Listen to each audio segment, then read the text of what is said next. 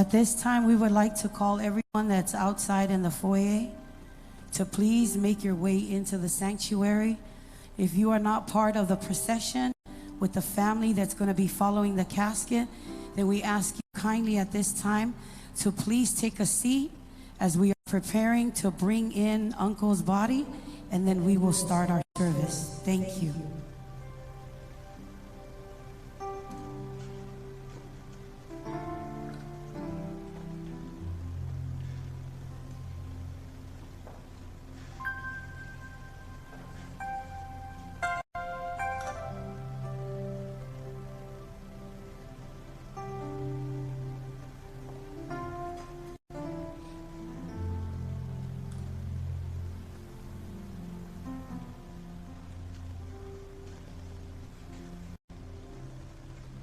God is good.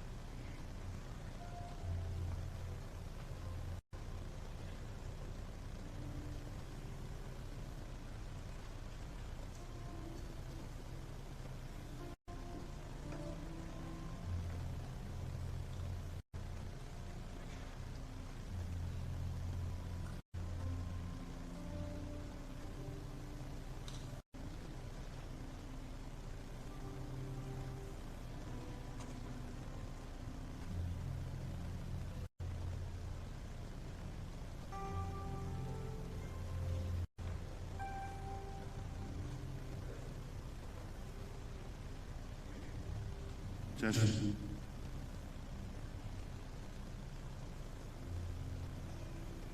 Lima, so Boloma, so Papamaluma, so Walay so Papasaili, so Copenhagen, Kemano Yasa, Wang, Mukaka, White, Pelos of Kalanga, Rio, Suma Pastene, Bolo, but you're not going to say,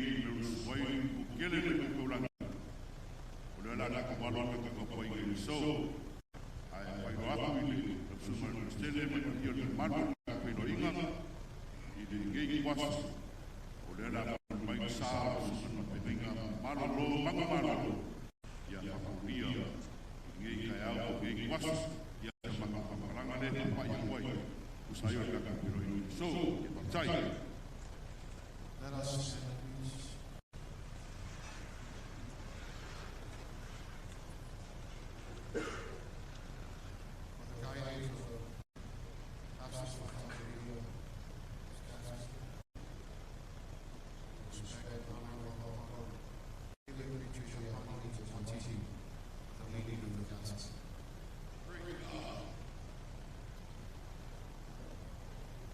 Psalms 20. The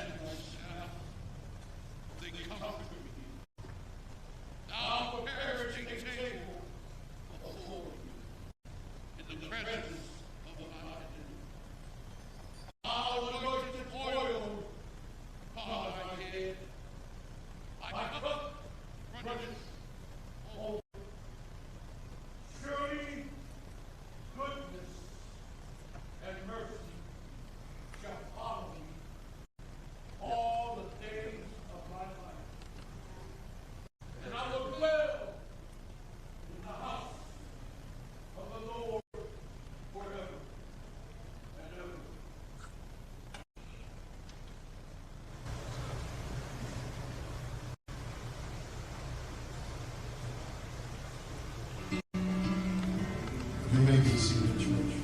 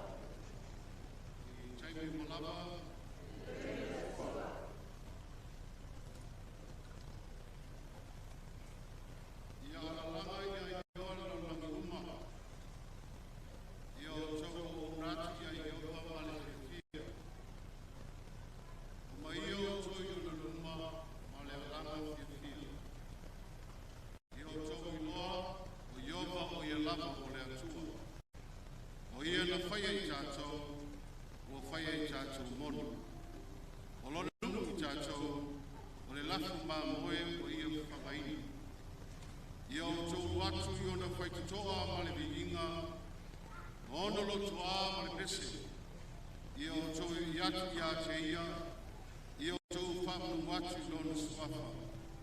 Awa elele Yehova, e whawa ulava lona alofa, e o atu lava lona whamaoni, I lea tutulanga, ma lea tutulanga. Make a joyful noise unto the Lord, all ye lands. Serve the Lord with gladness. Come before his presence with singing. Know ye that the Lord, he is God. It is he that made us, and not we ourselves. We are his people, and the sheep of his pasture. Enter into his gate with thanksgiving, and into his court with praise. Be thankful unto him, and bless his holy name. For the Lord is good. His mercy is everlasting, and his truth endureth from generation to generation. Jaja yai shauninga fale aia, mole tama, manu manu manu lo, le sunga le whiwhiau, ia le anga whaia tolu whātolia. Le ava whāwalo, talo sanga atu lupa ia mulu kumana, si utaki tulai, utaki apele inga I le atu. Let us stand. Let us worship God. Let us praise him. His mercy and his faithfulness endure forever.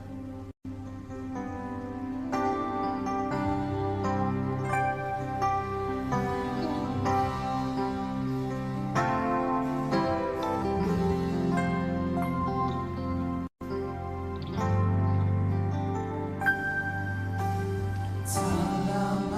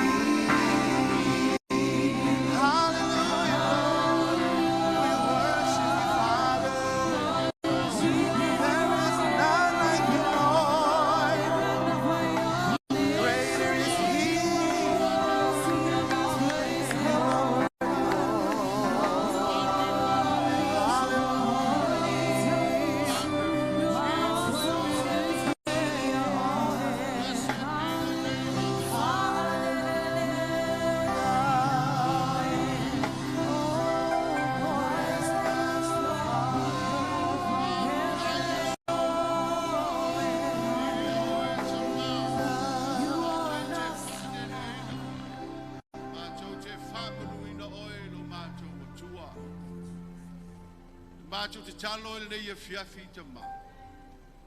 O se te apua inga whaifu.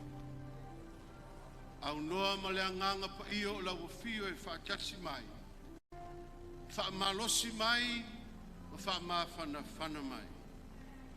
Leo mātou mana onga ele nei e fiafi. Mai se ifo lo wanganga alofa mo le anganga filemu. Ilunga ele tina ma le whana. Whaapea ainga i tu tele mai tu taulangi. Wo me wo māstani. O ma whauno mātou mā futere nei e fiafi. O mātou wa tua. Tai oe le nei sauninga. Ai amatanga se i o lono whai wina. E manui ai mea uma mātou te whai. Whai anei te talo le swafu te mā. Le alo, le paia. Amen, amen. Vai sa pace vi le tua.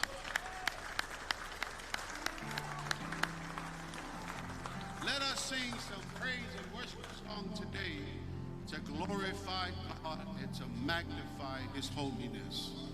Go ahead.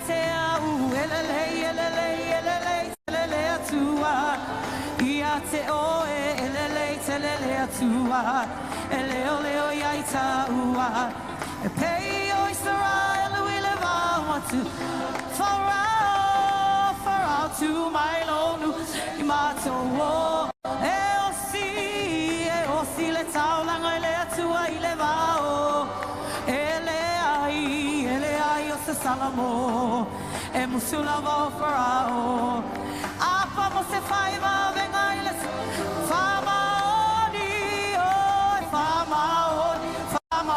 le tua, Iatea, ue, Famaoni, le tua, Iate oe, Famaoni, le tua, Leo, Yaita, ua, Leo, Israel, we live out, Matua, oh, Alofa, Tele, tua, Iatea, Alofa, Tele, tua, Iate oe, Alofa, Tele, tua, Leo, Yaita, ua,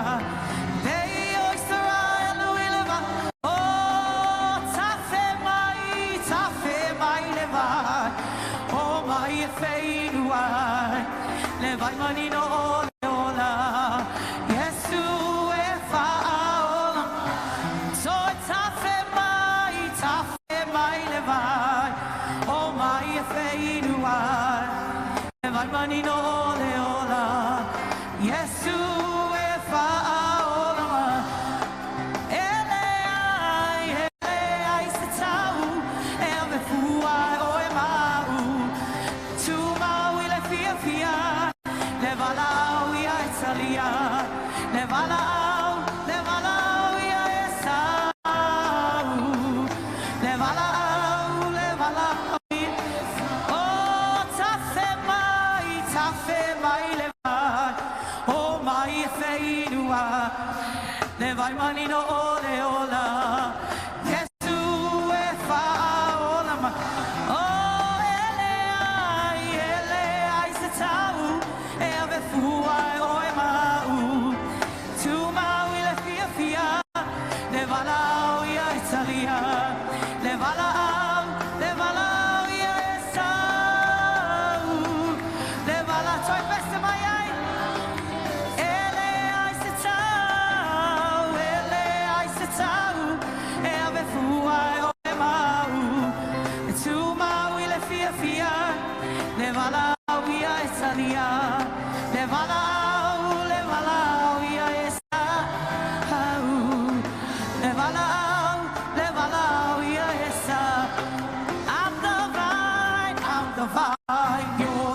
branches. These are the words that Jesus said. Amen, amen, amen. Do you believe it? And if you love the Lord will set you free. Oh, I'm the vine, you're the branch. These are the words that Jesus said. Amen, amen, amen. Amen, amen, amen. And if you love the Lord will set you. Oh, glory, hallelujah. Glory, hallelujah. Glory, hallelujah. Glory, hallelujah. And if you love the Lord will set you free. I'm the doctor, you're the patient. These are the words that Jesus said. Amen, amen, amen. Do you believe it? And if you love the Lord will set you free. Singing glory, hallelujah, hallelujah. Glory, hallelujah. Glory, hallelujah. Glory, hallelujah. And if you love the Lord will set you free. Singing, I'm the way, the truth and the life. These are the words that Jesus said. Do you believe it? Amen, amen. Do you believe it? And if you love the Lord will set you free. Come on and give him glory. Glory, hallelujah. Hey, hey, hey. Glory, hallelujah. Glory, hallelujah. And if you love the Lord will set you free. Singing glory, hallelujah. Hey, hey. Glory, hallelujah. Glory, hallelujah. Glory, hallelujah. And if you love the Lord will set you free. And if you love the Lord will set you free. And if you love the Lord will set you free.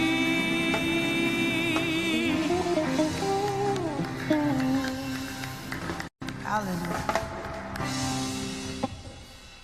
You may be seated.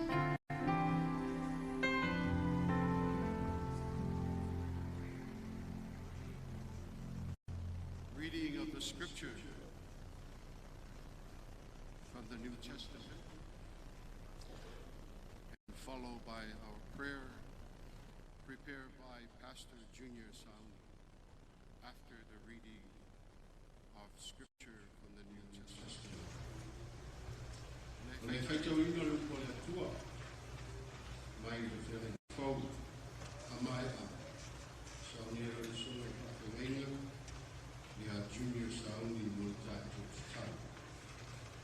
Let not your heart be troubled.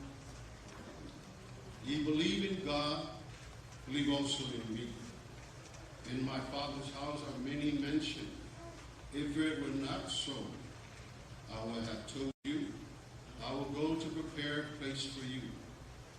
And if I go and prepare a place for you, I will come again and receive you unto myself, that where I am, there ye may be also. And whether I go, you know, and the way you know. Thomas said unto him, Lord, we know not whither thou goest, and who can know the way?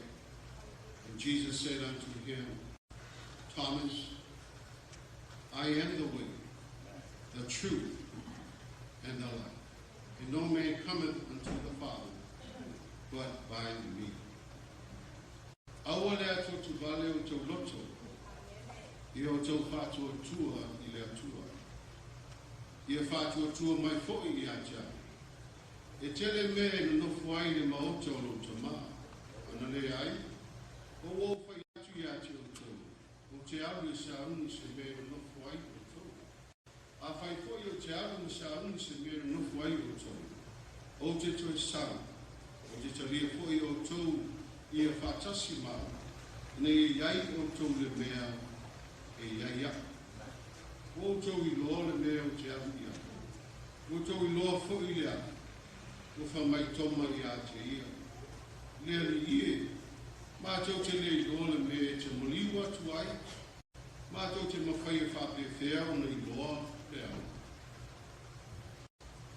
Ketalai atu Yesu ia toma. Toma e wa unei le ala. Male umoni male ola. Ilea watu lava se tasi ili tama ke ale mai ia tia. Tata mstalu sa unei le suna a femenia ia junior sa.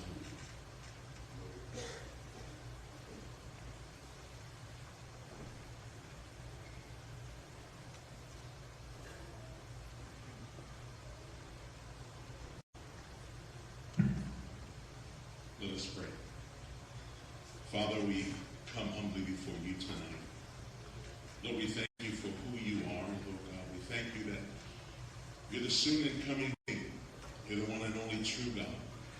And God, we thank you for life. We thank you for all that you continually do for us. Lord, as we've come to an end of the day and as we've come to celebrate the life of such a great man, a man who loved you, Lord God, a dad who loved his family as well as his extended family. And as we gather as family and friends, Lord God, tonight as we celebrate and as we remember and reflect upon Pastor Tolu's life, Lord, I pray that we not forget to reflect upon your goodness, your mercy, your love, and your grace.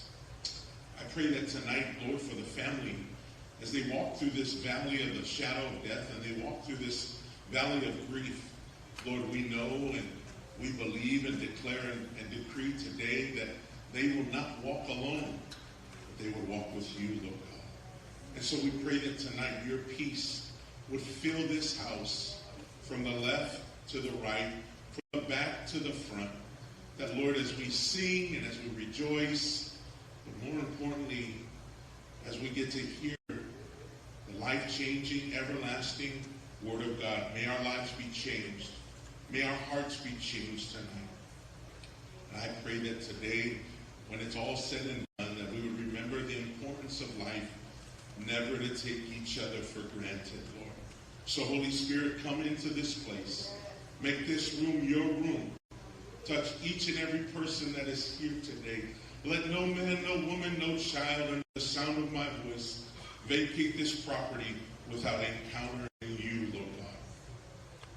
So, Father, we thank you. We love you. And we honor you tonight. In the mighty name of Jesus, we declare and confess these things to be done.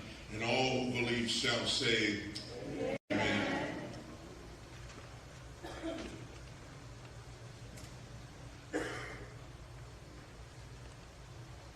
Reading of the Old Testament. I will lift up my eyes unto the hills, from whence cometh my help. My help cometh from the Lord, which made heaven and earth. He will not suffer thy foot to be moved. He that keepeth thee will not slumber. Behold, he that keepeth Israel shall neither slumber nor sleep. The Lord is thy keeper. The Lord is thy shade upon thy right hand. The sun shall not smite thee by day, nor the moon by night. The Lord shall preserve thee from all evil. He shall preserve thy soul. The Lord shall preserve thy going out and thy coming in, from this time forward and even forevermore. E whasangai o matei maunga, e o mai ai lopsoaswani. O lopsoaswani mai ai o balea, o le na whaia le langi atoa mai le langi. E le tuina mai e ia i mapevalo bai, o lo leo leo, e le tui moela pa ia auta, o le leo leo ia Israel, e le tui moe ia, e le moe lava. O Iova, o lo leo leo ia, o Iova, o lo paolo lea le tuta mutau, e le taia oe le la le po, le la le au, po o le masina le po. E leo leo e Iova ia oe le mea le anga malava, e leo leo mai o ia lo banganga. E leo leo Iova e lo fafo o lo fale, e a mata mai neila, si Iova i le fata. Manuia le atua i tausanga si tia. ia le atua le whaitawina o ana whionga pa ia mai le whiangai na fau mai le whiangai atua. It is now time for the special selection of the Vese Whaapitoa o Saunia GGK Mass Choir.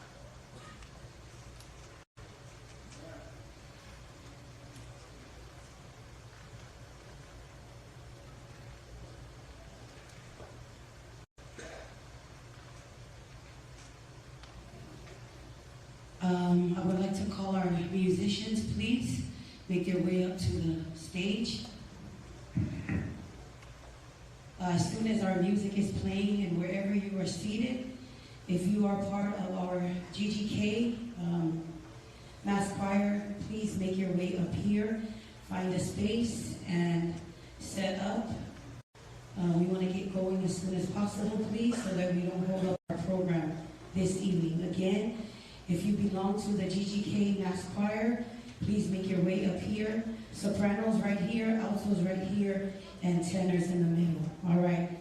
On the count of 3. All right. For those of you who don't know what GGK means, we are not a gang out of Compton, California. GGK simply means Las Solomas Grandkids. All right. And under that name, we also have combined with our South Famatu family, our cousins. So please make your way up here again. GGK, sopranos, altos, and tenors in the middle. As they're making their way up here, we just want to just thank the Lord for bringing all of us here together today so that we're able to celebrate the life of such an awesome person. And I think we're probably just going to all stand on the stage, not on the steps, because we'll be covered by the flowers.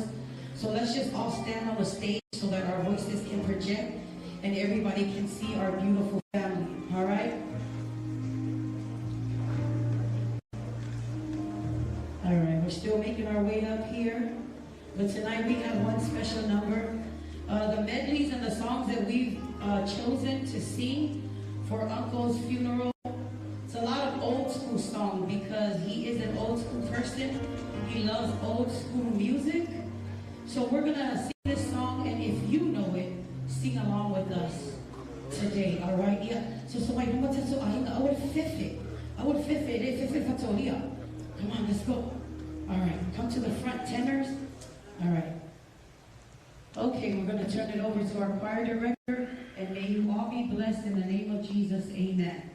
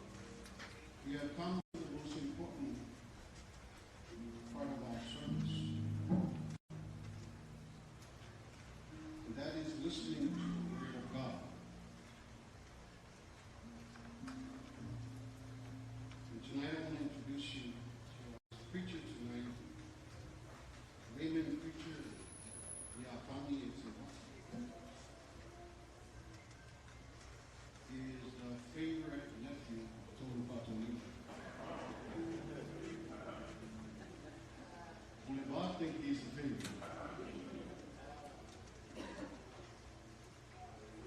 Toby was very proud of this young man because of the transformation of his life. When this service, this program was being programmed, it was heavy upon my heart that the nephews of Tolu Fatulia will help appreciate this service. Therefore, I call upon Bunny and say, brother, you got to play a part in Uncle's Street. And I'm so grateful that he said yes to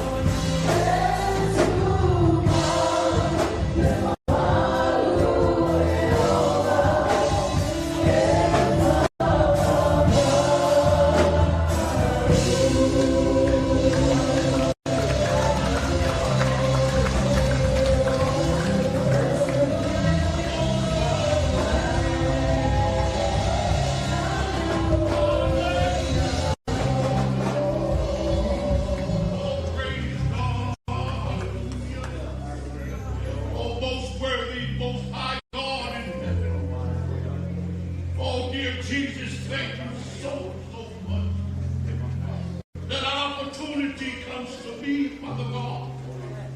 Who am I, Lord Jesus, to speak your word, Father God? Unworthy man like me, Lord Jesus, a sinner. But you went to the cross for me, Father God. You hung on the cross for me, Lord Jesus. You went up to the second in the hell, Father God. 3 days later, you risen. Oh, wonderful God. Show yourself to everybody in the world that you've risen. You descended into the heavens up above, sitting at the right hand of the Father, and praise God this wonderful. Oh, praise God. What a wonderful God we serve. Yeah, you make me see it today. Hallelujah. Oh, praise God. Give God a clap off.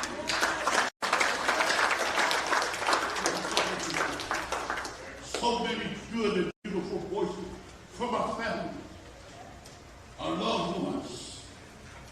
But before I go on, to my auntie,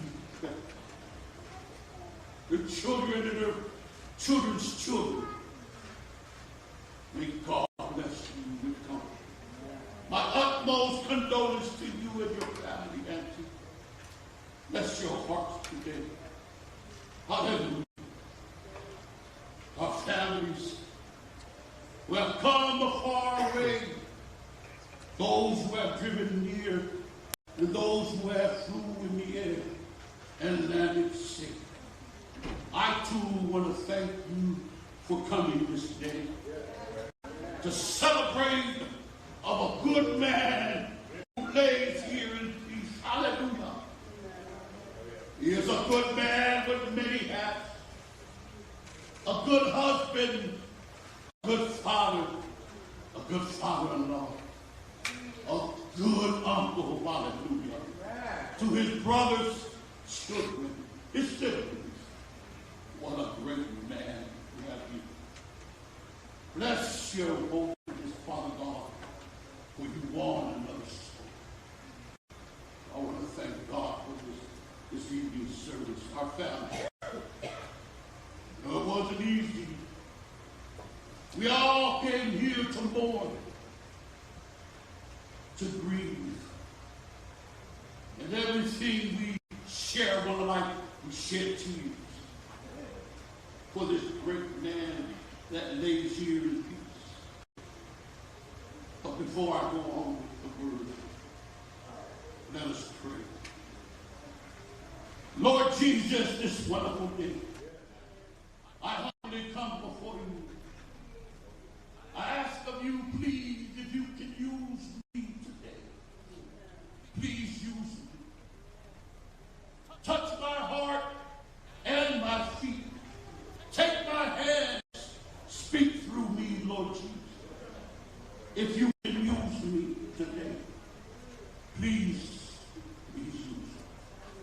Anoint our service, Father God, with the ears that are about to hear. Anoint the hearts with your Holy Spirit, Father God, they can feel you, Lord Jesus. Let your blood continue to fill this wonderful day, Father God, because that's what you've done for us. Your blood for us, Lord Jesus. It's the remission of our sins. We thank you, Lord Jesus. In your name we pray. Amen and amen. Hallelujah. Another clap off for the Lord. That's part of my sermon, clapping your hands. 6 times a week, you know. But I'm so graciously thankful. And why me, brother? Why pick me to come up here and speak and walk our uncle up here? I didn't feel worried. I feel want to do it, yes. But for the elder just to ask me to do it, I saluted. I said, yes, sir. Yes, sir, I'm coming to do this. Especially for my uncle. Because we goes way back in old days.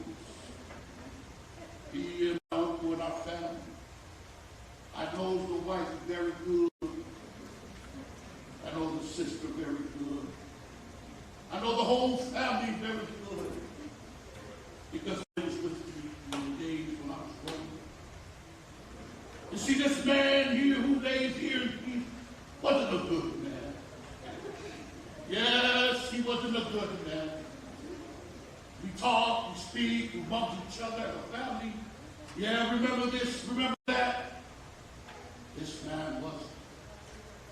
But as soon as he knew God, as soon as he found God in his heart, he changed. He realized he had to do something. He had to make his family come to God. But he, as a leader, he had to do it first. Because he's the leader of the family, like all fathers. So he had to change this man that was in the world. Like all of us here, when we was in the world, husband of God, we was in the world, playing around, mocking God, saying things that wasn't right. But this man, as soon as he felt the Holy Spirit touch him, he changed. Because he knew what his family needed. You see, God, church, and family. God, church, and family. That's what he bestowed in his family. You see, this man right here, he did that. He made it know that God must be first in the house as his brother. Yes, this man, hallelujah. What a good man. What a good father and a grandfather. A good uncle to us, nephew and nieces. This man, no matter where things may happen, like ceremonies, celebrations, good or bad, he was there. Something caught my ears at a meeting a while back, a couple of days ago. His daughter, Asa, gave a message of thanksgiving to our family. And she said something good about her father and good about the family. He brought me to the game that day. But something caught my ears, that's what she said. She mentioned how her dad put her family first, his brothers and sisters, niece and nephews. He will always put them first before his own family. She said, no matter what we tell him, he didn't do it. He did it for his brothers and sisters. No matter what. It reminded me of my dad and my dad's ways. No matter what my mom would say, my sisters are living group of me. No matter what my sisters would say, man, we don't have enough to give. Not my dad. My dad would tell me, shut it down. Don't talk. Because my brothers and sisters come first. But she said the words that caught my ears, no matter what we do or say, we will disagree. You see, we serve a God that says, no matter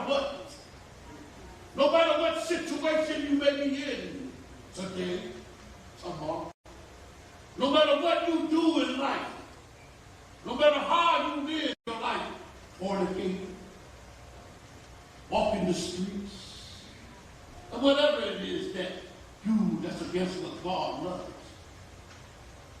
No matter what your situation is, God still loves you. God still cares for you. He died upon the cross for you and me. You see, that's the God we serve. He's an almighty God, all powerful and all great. But he's a loving God. You know what God did?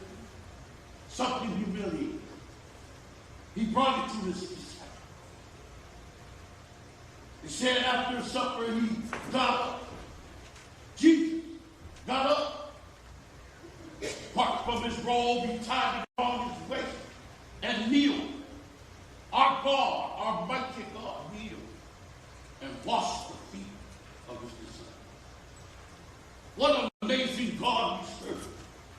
What a loving God we have.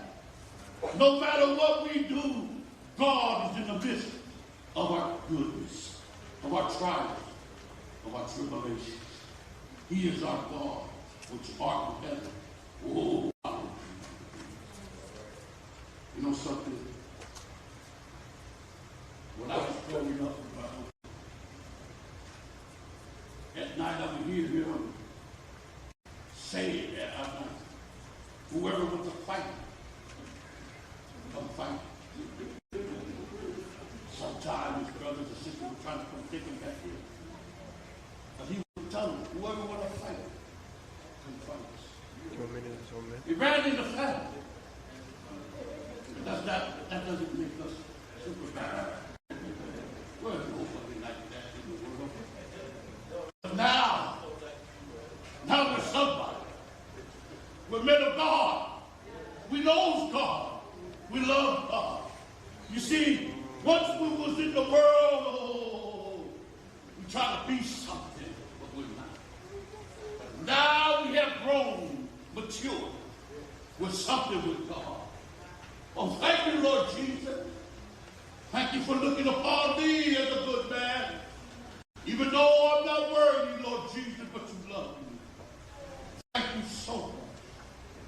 Some of us are less fortunate. Some of us don't believe. Oh, I got nothing. Unbelievers. I'm going to say it to you. Those who mock God. Those who put God in the box. Set him to the side and tell him to wait till I come back for you. Lord, you now come back. Let me just go have some fun. Let me go do my thing over here. Let me continue to fornicate in the world of the flesh.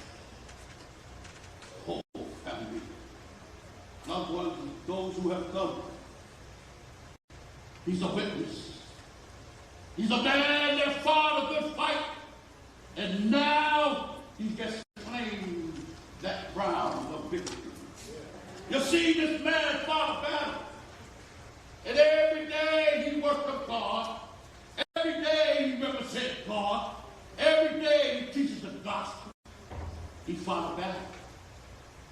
He fought a great battle against the demons and those demons, what you call those demons, whatever it is. Lust of the eyes, frightfulness, lustfulness, selfishness, all these nests. This man's hot. You know, you got monsters in your closet. You got the worst monsters that you don't want to handle, but you still go to. You see, we got God boxers, people that like to put God in the box. There's a story about a man who sat in the cell. Oh, he sat in the cell, did not have nothing to worry about. There was a door that opens that he looks out of, and every day, day by day, the world's passing him by. But he tells himself, oh, I'm not worried. I got a beautiful wife and a beautiful house.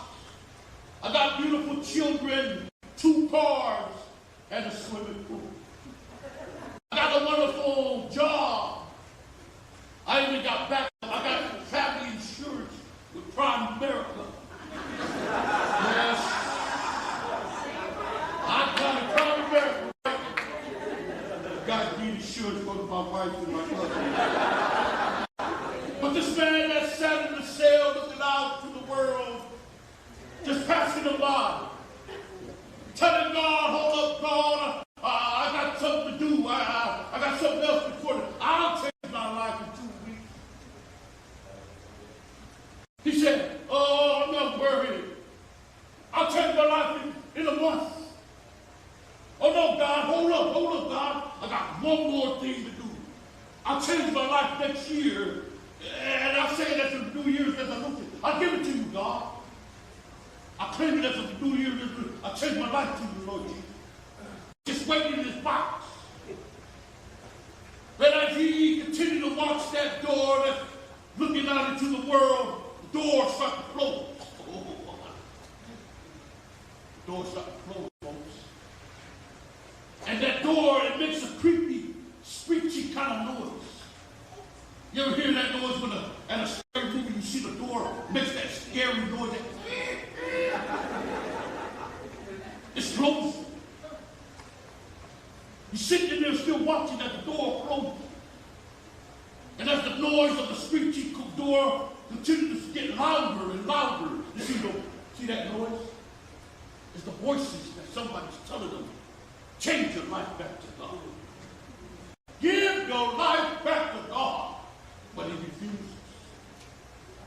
He refuses. He's still looking out that door knowing what he already has in his life. He already holds it in his hands. And as the door closes slowly and slowly, he continues to refuse his knowledge.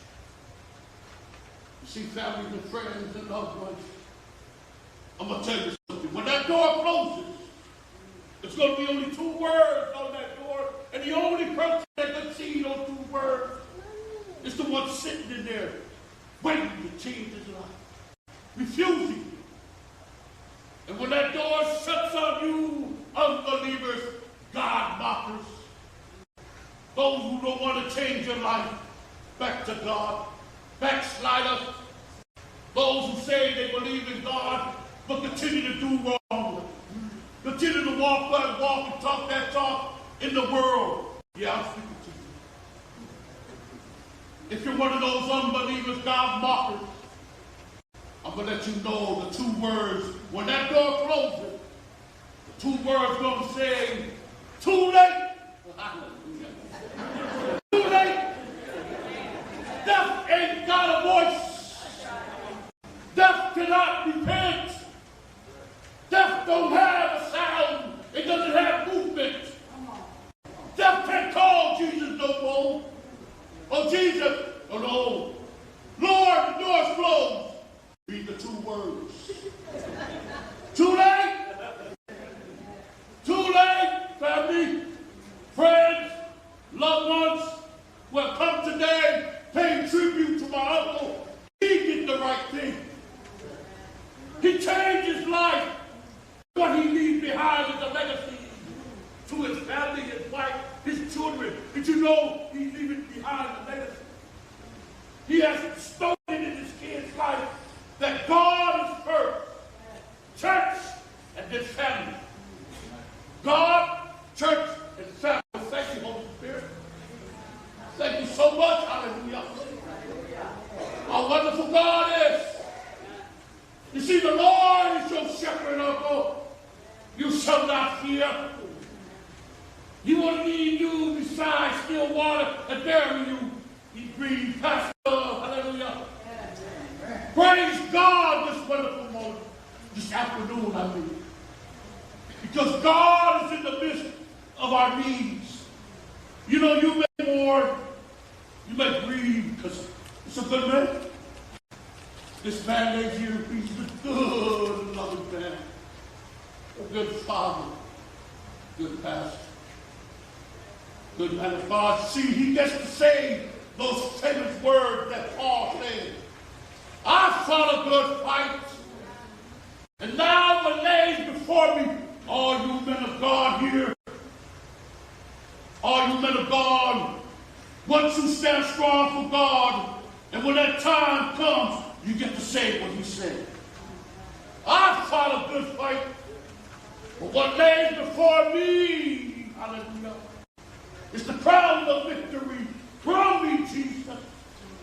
He gets to say that because he earned the right to plead the Lord Jesus. Crown me with the crown of victory, Father God. We men of God, we must tell somebody about Jesus. We must tell somebody that God has given us life. And I'm here to tell you, repent. Be baptized in the Holy Spirit. Come up believing in Jesus. Live by faith. You know, when you live by faith, you're going to be in the army. Once you turn your life and you give your life to God, the angels that are having church today, tomorrow, forever, they're going to be saluting you. They're going to salute you. Oh, Jesus, we got a soldier that once was a sinner. We got a real man of God, not a fake. We got a soldier. Oh, hallelujah. You know, once I was bad, like now, now I've come up. Oh, hallelujah. You can find God. You know, God is waiting on you. You know, I will give you in a few seconds those unbelievers, those who do not know God, and those who kind of put God in the box. Before I end this, I will say the sinner's prayer. And I just ask of you, don't be ashamed, because once you'll be ashamed, Jesus will be ashamed of you too. Don't be that man in that cell when the door closes. Be that man right here.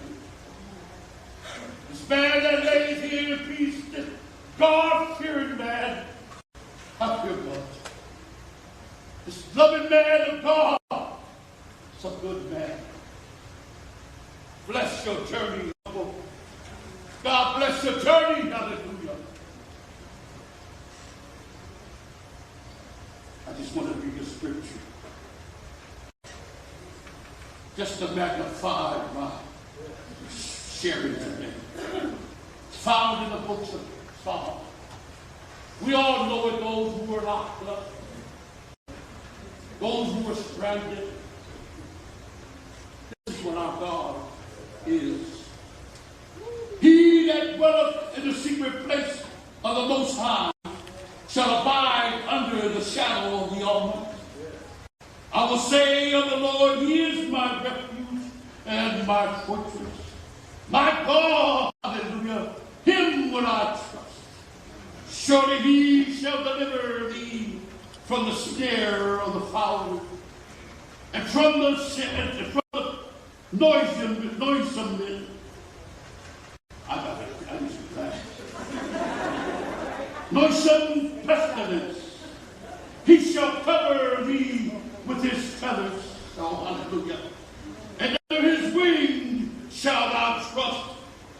His truth shall be thy shield and thy buckler. Thou shalt not be afraid for the terror by night, nor for the arrow that flies by day, nor for the pestilence that walketh in the darkness, nor for the destruction that wasteth at noonday. This noonday I want to let you know. Fear God. Trust in God. To our elderly folks, if you don't know God, it's that time. You see, when that time comes, when the pastor tells them a time, it's time. It's time to close that Monday. Tell everybody to get their last celebration of goodbye. It's time to close it. Don't let that death close and you not remembering what was said. I'm here to tell you, families and friends and loved ones, take heed to the word of God. Bestow it, write it, do anything that'll stick to the bones in your life, in your heart, in your mind, in your body, and soul. Because hell is real, it's tormenting. But heaven is beautiful. It's so beautiful. It welcomes this man here, this loving man, God-fearing. Oh, praise God, this wonderful. What a loving God we have this day. Hey, unbelievers. Those who want to change their life to God. Those who want to come back to God. Those who want to do the right thing in their life. Here's an opportunity. I know you guys heard it before. You might have said it before. But why not again? Why not say it one more time and read it in the heart? Bestow it in your heart to this day. Let this be a witness to the goodness that's awaiting you. Because we all know my uncle Tony. We all know how he changed.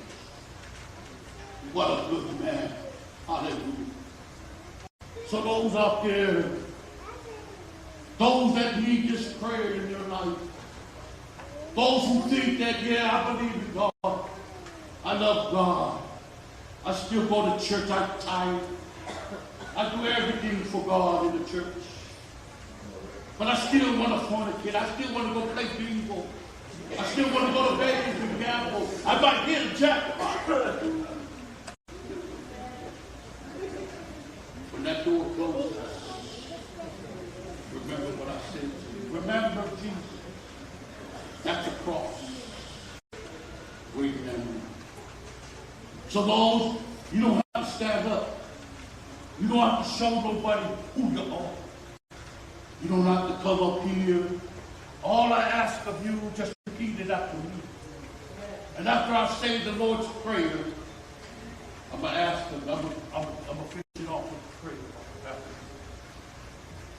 So I'm going to give you 5, 4, 3, 2, 1, 0.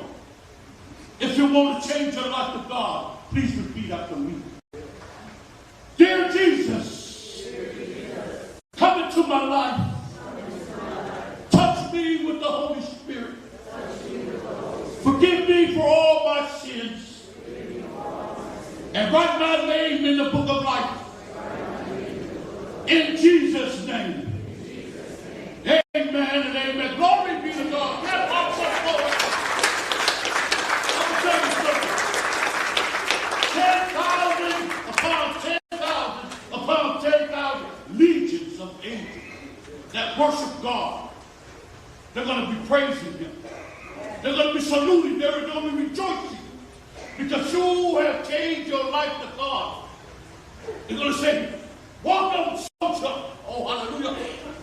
They tell you, welcome, soldier. I've been there. I've done it. But God gives me this strength. God healed this body. I have my trials and tribulations. I have my downfalls, my heart attacks and whatnot.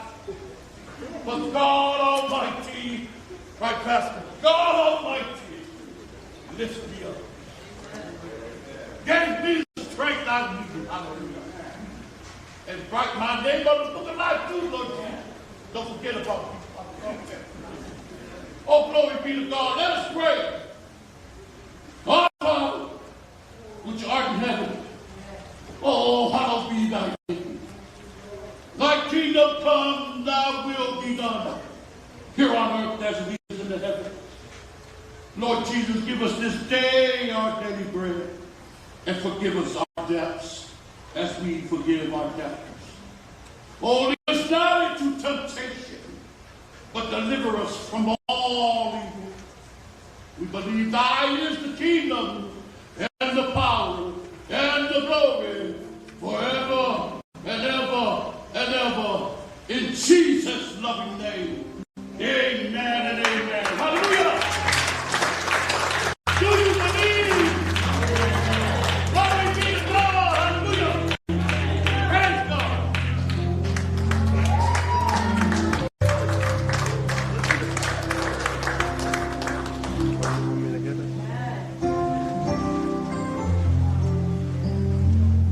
Nililegea tua. Tenu malava. Brother Funny, all I can say, you're in the flock with your name on it.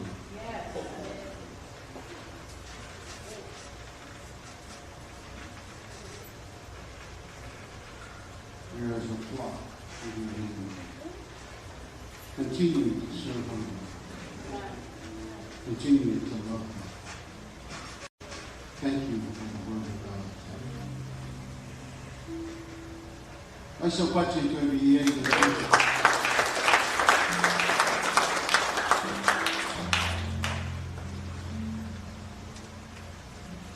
this whole month lot of preachers who actually preach this month. They have been saying that the church has faded away from the core gospel of Jesus Christ. Praise Him. All the ministers who I've heard this month, their message that the church has faded away, drifted away from the core value of the gospel of Jesus. This wasn't straight preaching tonight. Not also to the believers, but to the unbelievers. Brother, there is a flock with your name. I'm sure your uncle is proud of you. There's a hidden gem, a hidden gift that is being lost, but is being hidden along with us.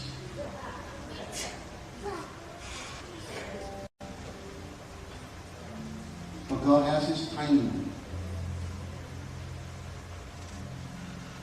The polish those talent and special gem for His work. Thank you, my brother Tony, for the wonderful preaching tonight. We have come to our testimony tonight, following the program. Children and grandchildren's testimony, followed by their special selection. So, if you are a relative or cousin, please wait your turn until they are done with their song. O termineo le molimao whanau whakolia, na whanau o na whanau. E whauru lato pesi, a o e whio molimao o tātu ahi, o e i teini mo tātu. O le au nori, tu atu no e whanau whakolia. O lana whanau, e whauru lato pesi, o lato molimao, whawhau.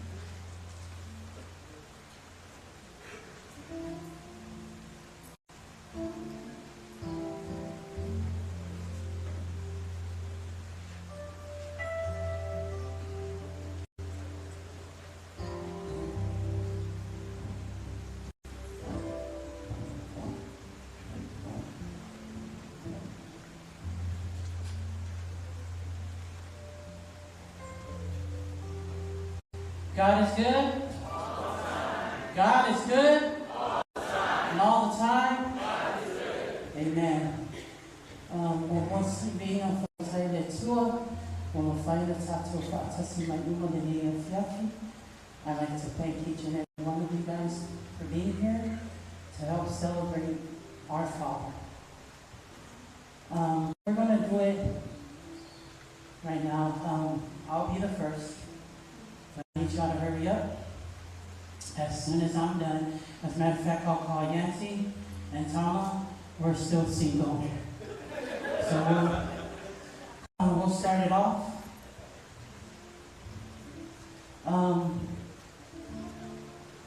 This week has been so busy. To be honest, I didn't want to have us a smoke already.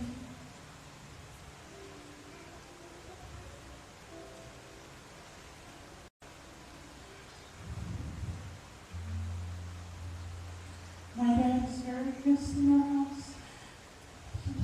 We don't hear his voice or him sitting, reading his Bible all the time. You could tell him he was retired. He was still trying to do God's work. Didn't matter.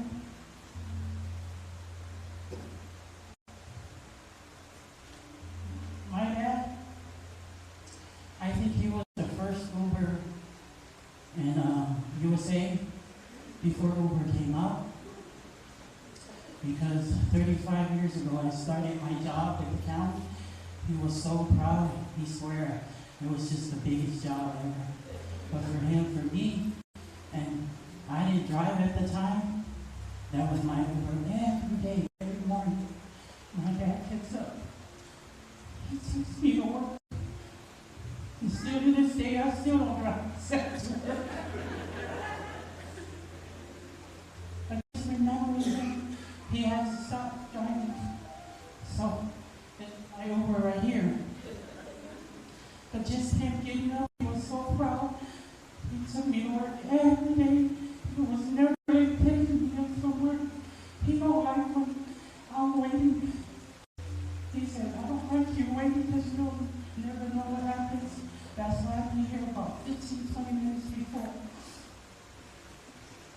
That was my father. He loved us in a different way because I was the stepchild. Because he was really hard on me. I felt like he was really hard on me. You gotta do this. You gotta do this. You gotta give this up. But I know now what.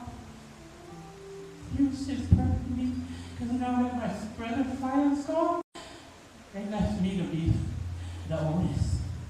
I'm not much of a person to tell people what to do. I'm always behind. But I have to stand. I have to stand in his place. Because he wasn't there. And everything he taught us, that's what we're running by. And I thank him for all that he's taught me. It was hard enough, but it was worth it. There's a lot of things I can tell you about this man, but I know everybody knows who he was. My brother said, my dad, he had a colorful life. You know, if you don't know, then you're just not in that bed. But I'm not going to tell you. But he already explained it. You know, when my dad became a pastor, all his friends that he used to hang out, and I tell you, my dad, you would have to find him every weekend. When, you know, when he was in the past, me and my mom would have to look for him because he never came home. You know, he would go and have his little life, you know, party, come, you know, we would look for him. But, you know, when he found Jesus, all that, there was no more. He became a humble man, and my dad's not much of a humble man back in the days. Like, he, you know, when it's time to fight, he fight. It don't matter who. He want to fight. If it was something to do with his family, he was going to beat you up. But that all changed when he got saved. And I have so much stories, but I'm not going to take the time like that. The kids are going to hurry up. So here's my sister.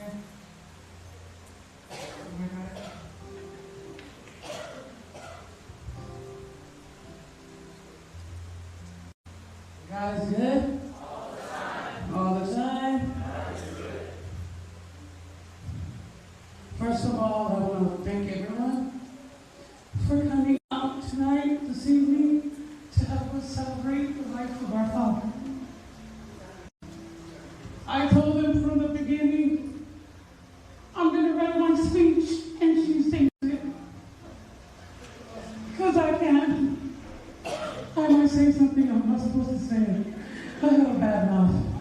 But they said, what kind of stuff is that? You just go over there and take your time and please don't say nothing bad. But, oh my gosh.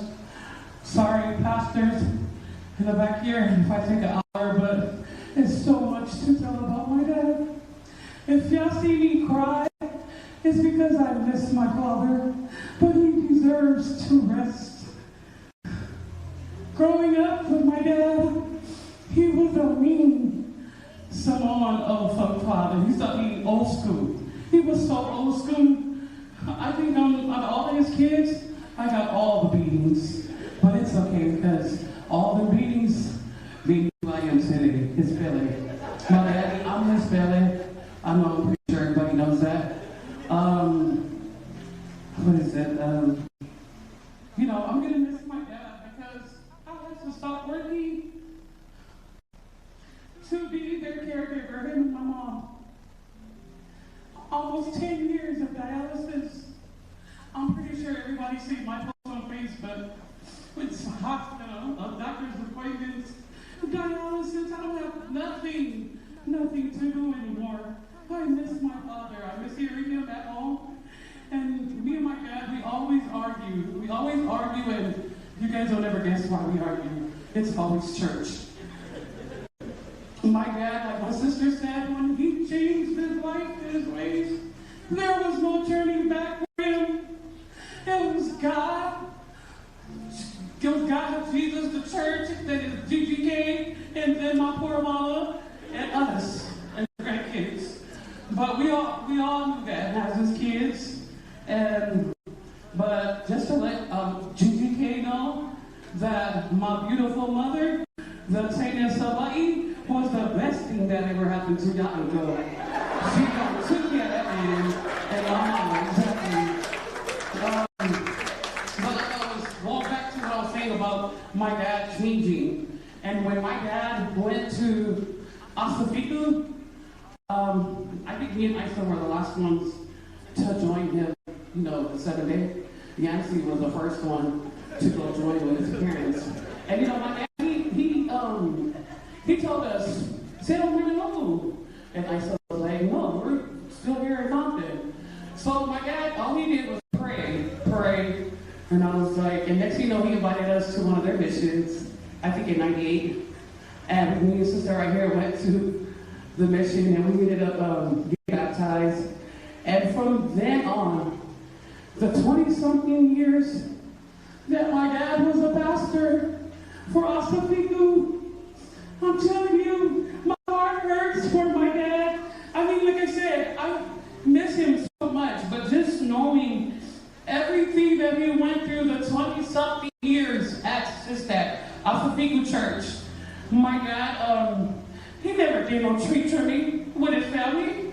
He did all this, fundraisers.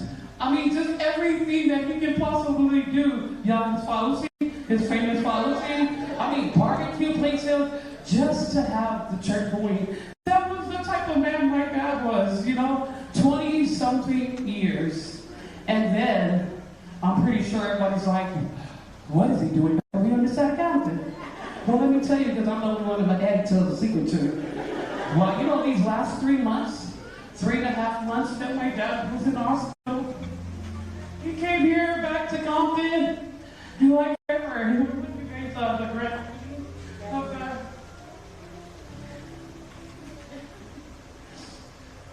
My dad retired, and a couple of years ago, and we told him, Dad, I will retire. And then we were fighting on the window. Well, we see my dad push himself to go and do for church. We don't like it. That's why I always fight with my dad. I'm like, Dad, what can you go in? Let them do it. And he said, boy,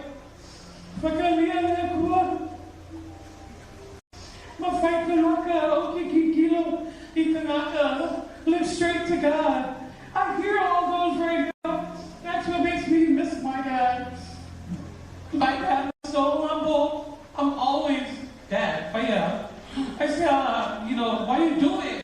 And he tells me the same old thing over and over. If you go to church and don't look at people, look straight to God, everything will be okay. But he bust at you, came right back. I think my dad knew he was going, and he wanted to go out with a bang, where he started from, and that's the CPT. For those that are asking.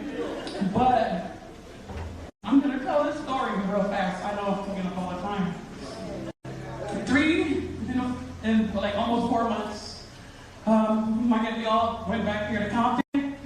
He shot you guys, I'm trying my best not to say the word. But he came to a pastor talking about opening the blessing of the congregation. I was sick. Me and sister was sick. And here he goes. Somebody take me over there. I'll find me a ride. Somebody, my nieces or nephew. So I got up and I dropped them off. And I came home and I remember him saying, don't worry about it. I will find me a ride. His grandson, Andrew, went there and gave him a ride. Well, he called me to pick him up. He called me to pick him up. It was because he wanted to tell us something. I got in the car and Drew said, oh, he's going to be hella shocked right now. He got in the car and he said, oh, I'm no, like for reals.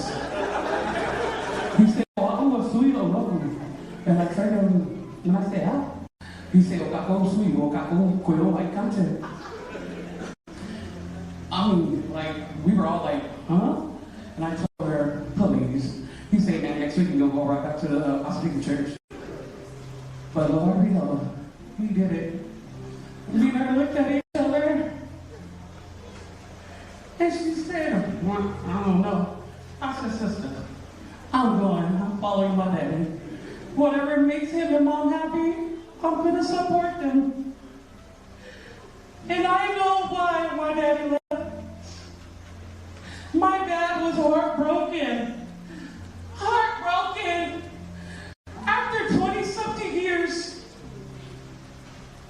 serving in that ministry, my dad was straight robbed. You know, when he retired, they had a new pastor come to church. My dad was still going. Next thing you know, there was no more preaching some more. Like, oh, my daddy don't speak English. He tried to speak English.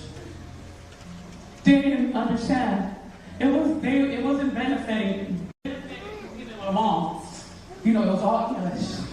So my mom told my dad, I ain't going to church anymore. I don't understand what's going on.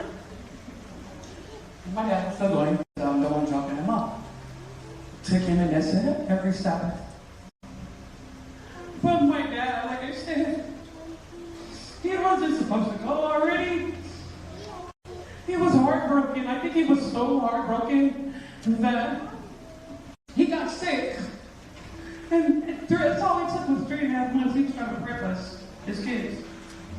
But all he kept on telling us was, boy, you know. That's all I can hear right now. Is my daddy just going to be, don't be telling the business. But we can't catch him right now. But trying to cut me off for you to stop.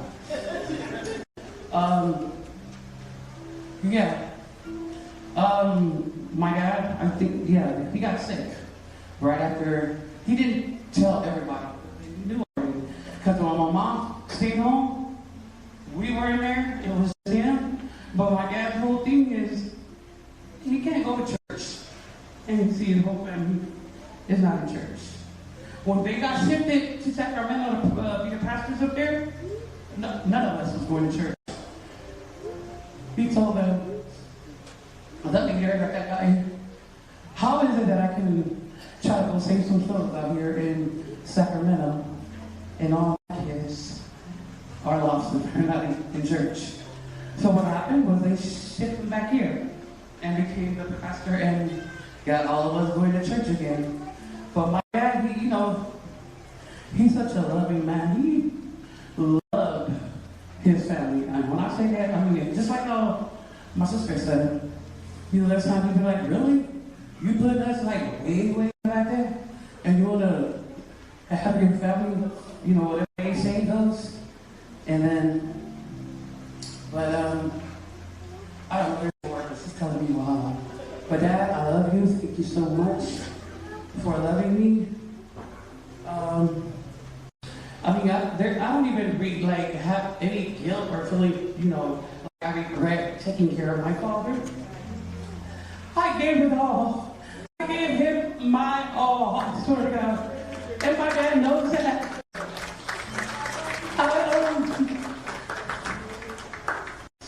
Like for real, like I said, I cried because I miss hearing my dad and seeing his handsome face.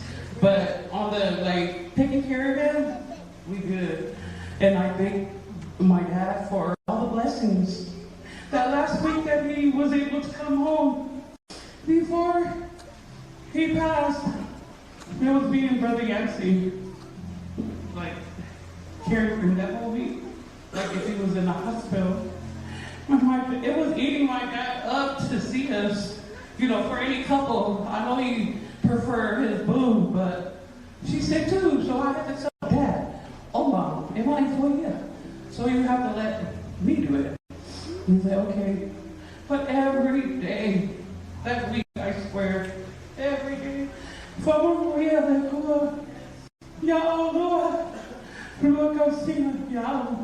I said, Dad, I just want you to get good. I want you to get good. I thought he said, boy, go to a social worker. And I said, I'm not even thinking of that case for real. Since he's been in the hospital, I ain't tripping on none of that stuff. But he was like, boy, go to a social worker. And I said, I'll be that. Fai sao fa popo ni si kula. O keo ma wenga fai. I said, Daddy, keo. Say, Kula, I just want you to be yourself. Again, you know, I'll be fucking killing. Fuck, I love Starbucks. Like I said, my dad was my road dog. He was my ride or die to the wheels fall. Pops, I love you. Thank you for everything. And thank you, everybody, for coming out. That's not even all my stories, but she's over here tightening it up, telling people off. Thank you for your testimony. Please, Nancy Becca and Nancy Tao, let's hurry up.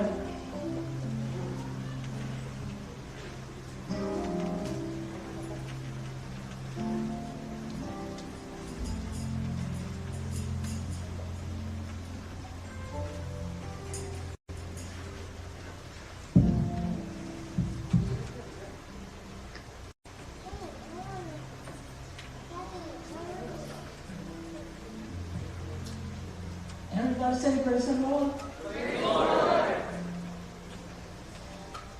What time am I from it to? What the hell? Just put on my way for me, my mom and me to now. What I soon a person. So I want to put it on the two, I'm talking to. But you want to know this? Why does it so much? Tell my hour if you have to. Para manhã essa semana tomar passar semana. Aí ela se por falando sobre o tele, né? Falando. Uma petia o outro falando sobre cinema. Eu amei o leito. Então, mas muito da sua vai perguntar o também se matou pelo sapali e a I'll tell you what, I need to tell you, so brother. I've been with them for almost 50 years. They are my parents. All my tour. What was my tour? And I will tell you. What my life, I took a month. And I fell in my eyes. And they fell. So that's how long, maybe 1982 or maybe. That's how long I've been with them. All my tour.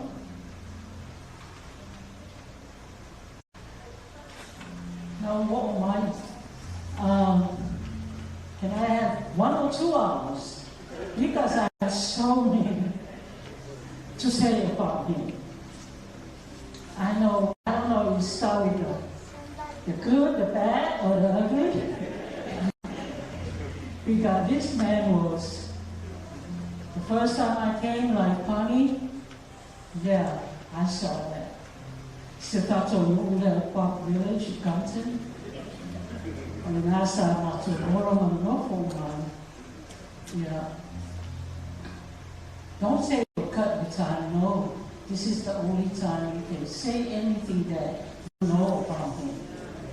You know, let's take the time to say something. Maybe a half is a touch of our Lord. Even o se tangata sili ona whanatara i no wau i loa. O te tango mai ma o rotu le tinama i le rotu. Tahiti po sia tani lea. Ia le umi lava. Ia I know just so you know about it. I know I remember all of us Mali and o amata lau ai samara whai am tamaiti lotu alis e so you know why ia whetui ta waola I counted. Ia o taina sa vai mai moe sa mea o tala te maiti. Ia o rumena sa whai ia o tala te maiti.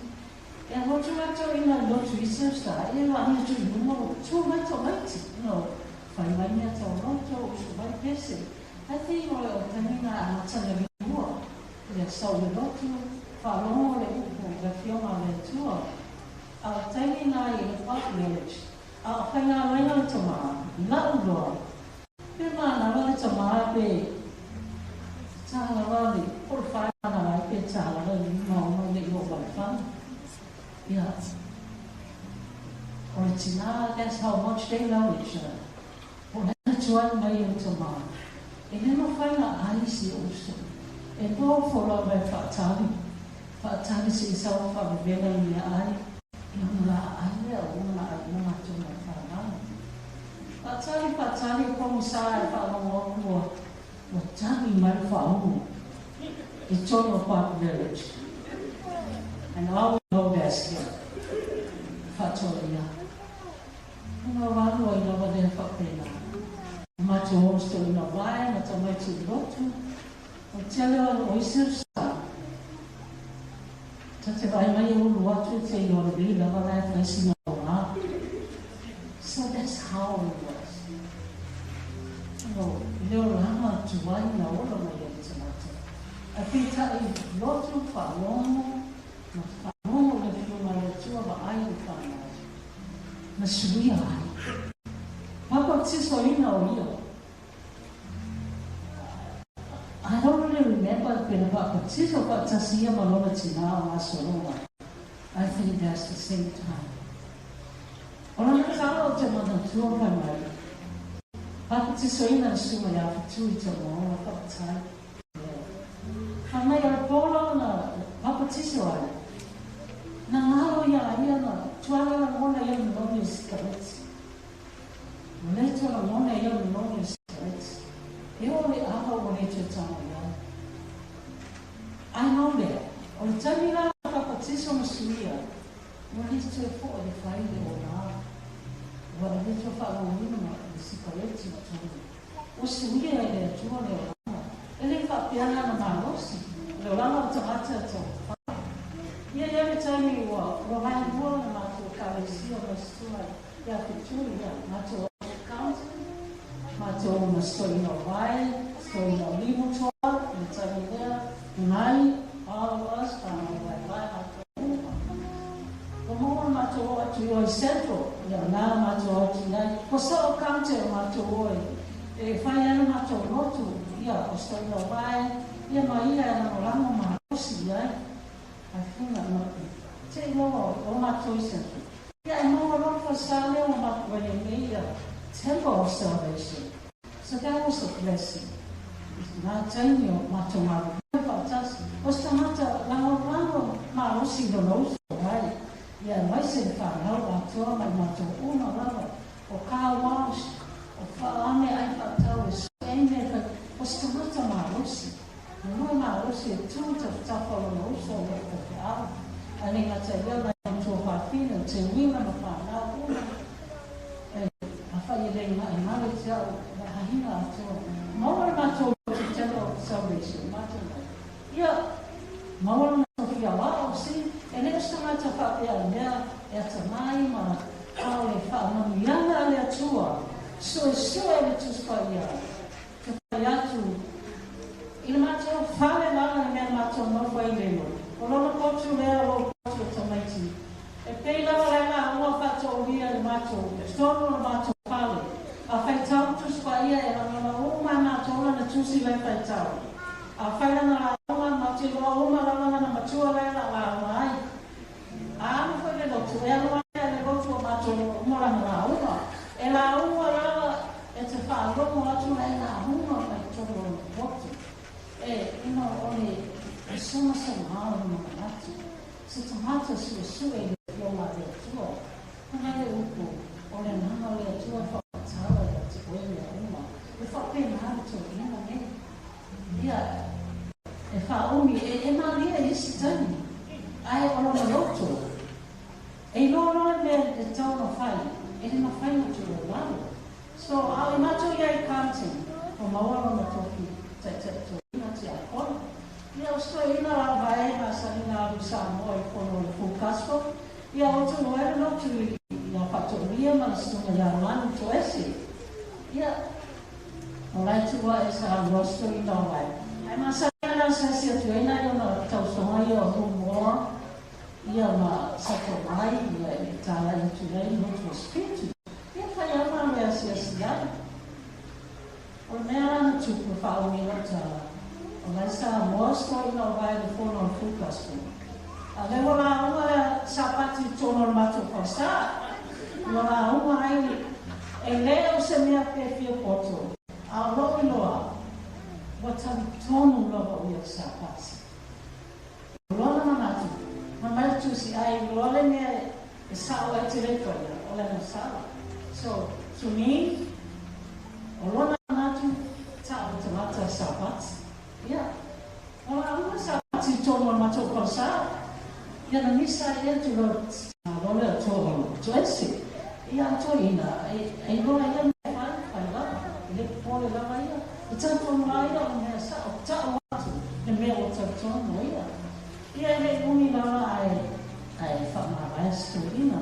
What's up, Tom Lavaya? Not to Uma or hang away to Tom. I'm talking to me to Alan for the Alias for the Salina. So, if I feel my ear, my fear on the tourist, you want to run. A mamma Tinana found out to all the speech. Yeah, Ottomana or Tato Uma and a Tato War. You know, my fire. I don't know when they're what it keeps fire. It's a fire near what it's fire. I told him a little to I saw him. My own husband, I saw him. He understands, Mama, I thought you have a full big around and teach it is how fear, we have a brother. Young man, I know him, they pop Piana, a little Australia, a Papia. No, I was really support and everything. E tali tonu le mea o ia tali tonu ana suspenga le pia na o se leo stamata mea na poto e pai toku spaia a to whaongo ia so se upera mai e iai ma le mau whaamau ia e noa ai me so mau i le tamata ai o tani na awa ai atu a Pastor Paul ma pami le na rau na mai io tamana tua na tani whakatani le tua Whaonga mai whātou lea le situ. A lai sūna pisi mai la Pastor Paul le situ. Ia o pami nei ta moe sono wae a. O le whatua e whawhitai lea tua. O mea lai whatua lea mawhene lea e whai merte. O merte o lea mano lea tua. O tapu mai ai. Prestene. Vai a pami na malawa. O to ina. Nobody know how you start. That 7 days Adventist church. Like the kids said, I was there watching it. From Monday to Friday, tree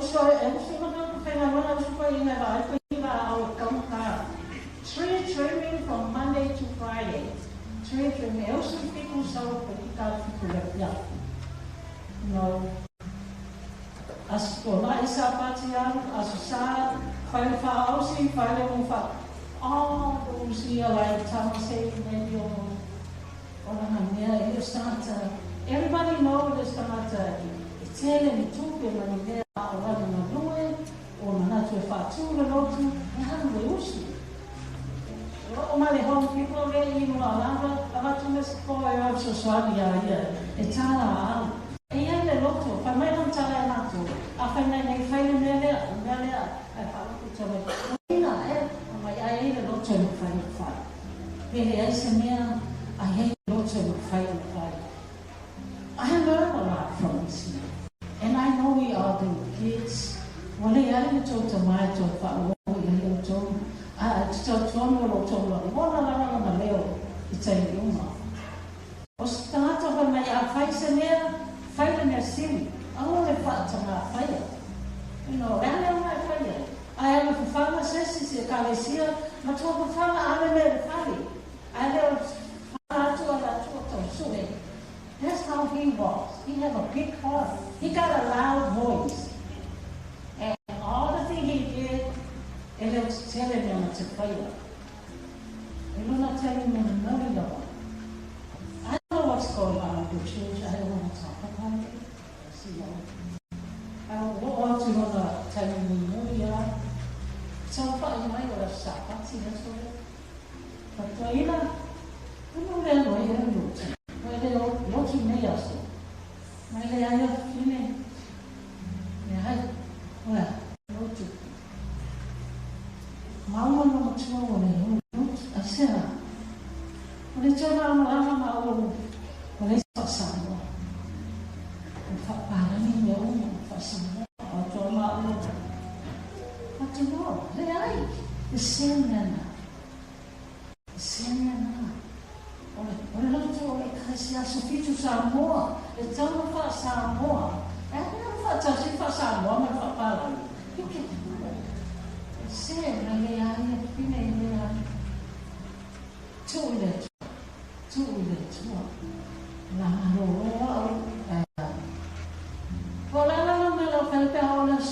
o te não for a olha só, foi cante lá, o te não malolo, o te não a mulher tua lá te não morram. O te lê a te fica com fica. O te lê a mulher te a te com. Já não se só ali a já. Já não se só ali a já.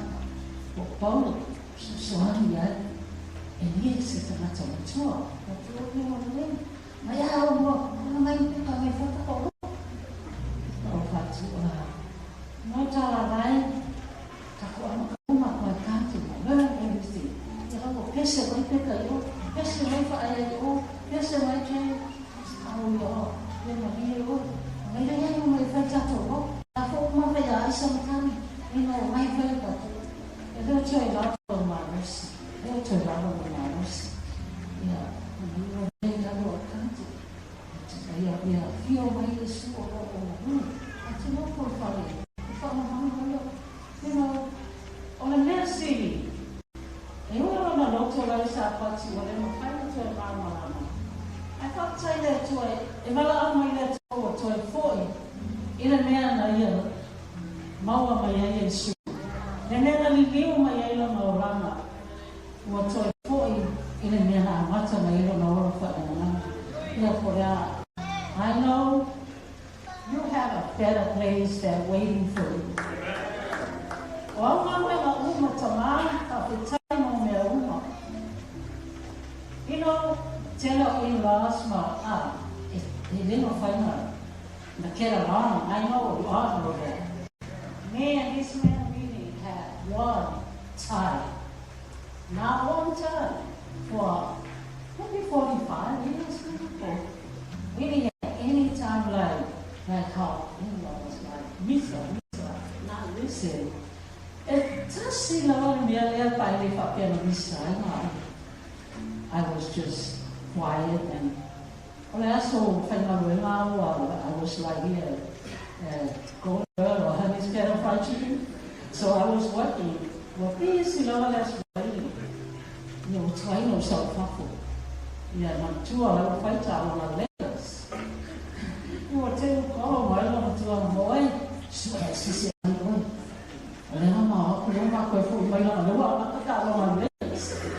so the Tamina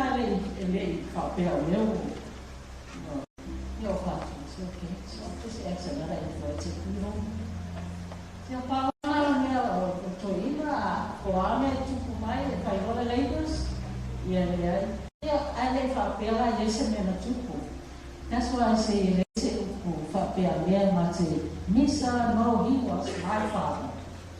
O seu tomar, papai, patolia, papai, então, we learn a lot from you. Like Thomas said, the very important thing in his heart, his church, and his family. So he loved his method.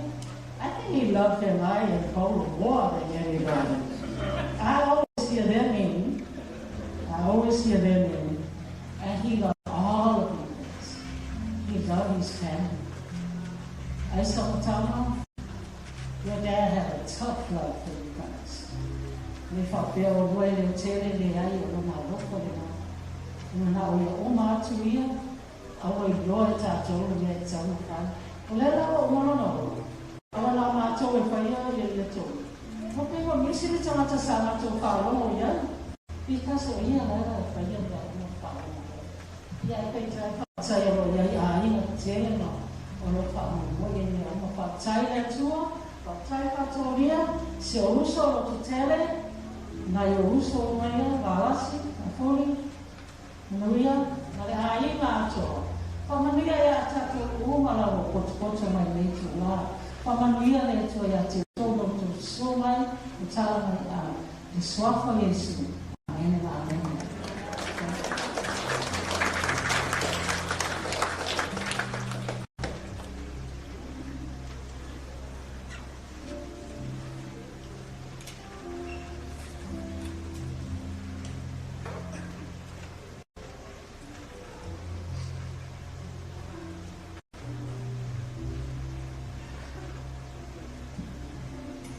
God is good, and all the time.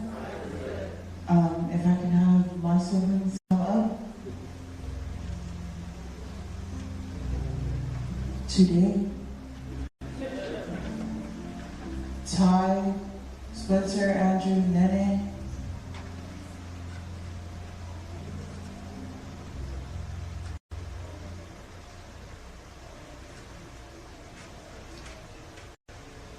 Spencer's older, so he's going to go first.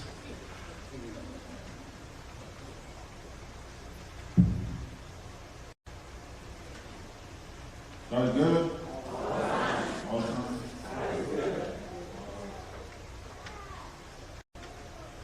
For those of you who don't know me, my name is Spencer Fosterville. These are my siblings up here. Our dad is John 5 Fosterville Jr., Grandpa's oldest. I'm going to keep it short and sweet before I talk. Our grandpa played a really big role in our lives.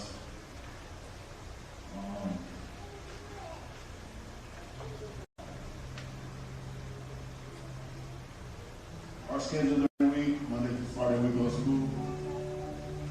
Friday week, after school we get out, we go to Grandpa's house. Friday night we open Sabbath. Saturday we go to church.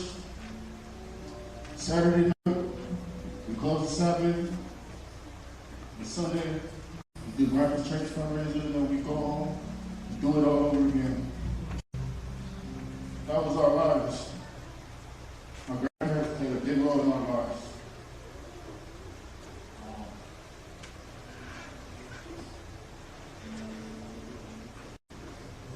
I have a lot of memories of Grandpa as well.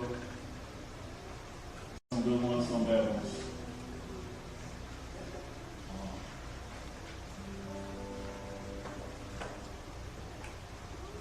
My last moment with Grandpa was in the hospital before he got out the last time. So he said, "Spencer, I'm going to get out. I need you to feed my church." I said, "All right, we're going to feed your church. Let's make sure you're okay." He said, "Oh, I'm okay." Then he tries to show me how he's standing up and he gets up on the seat. "See, I can walk too. Let's go." He got out a couple of days later when we finished church. A day later, he went back into the hospital. Later, he passed. That was my last memory with my grandfather, and I'm grateful that it was to feed his church.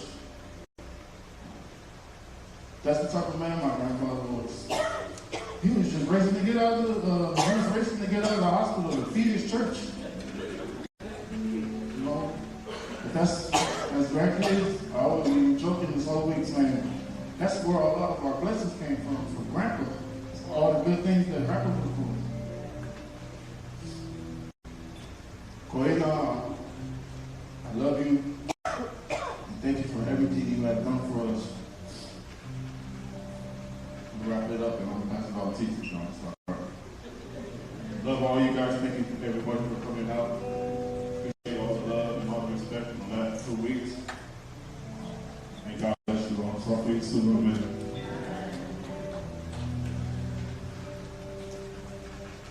For those of you who don't know me, my name is Christian. I am the oldest of my grandpa's granddaughters. Our grandpa's been gone for about a little over 2 weeks now, and it's been hard on all of us.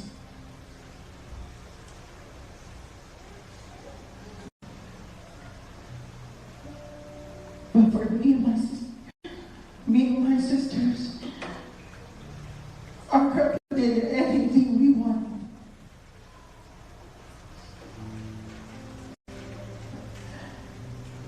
If we asked our grandpa for money and he didn't have money, he would go and take my grandma's money that she was going to give to her grandson to give it to us.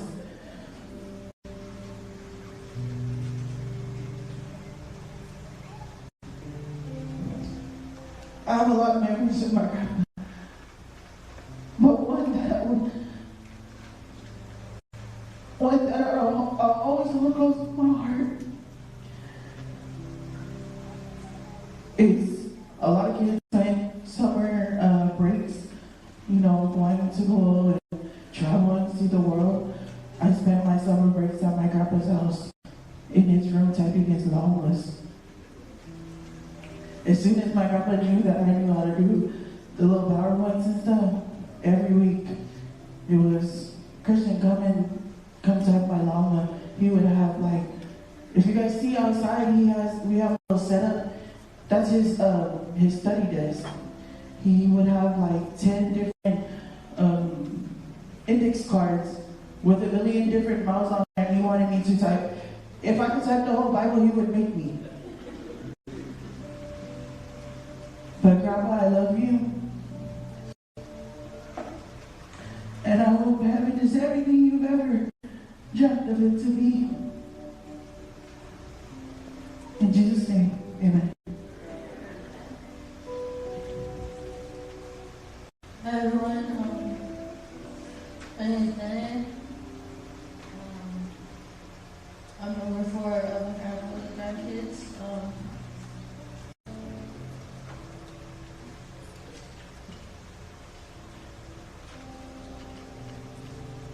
My grandpa, he always had a fun and loving relationship with me and my sisters. He always do anything for us. Like many of our videos, we see our fun pictures. He always had this time where he throwing stuff up. He always take goofy pictures with him. Always used to dance with them. I'm gonna miss that. I'm gonna miss you, Grandpa. I'll be coming over to your house. Always seeing you on your desk, Bible and stuff. Or you're just sitting there watching your Swan news, full blast. And some more music. Love you, Grandpa. I'm gonna miss you so much.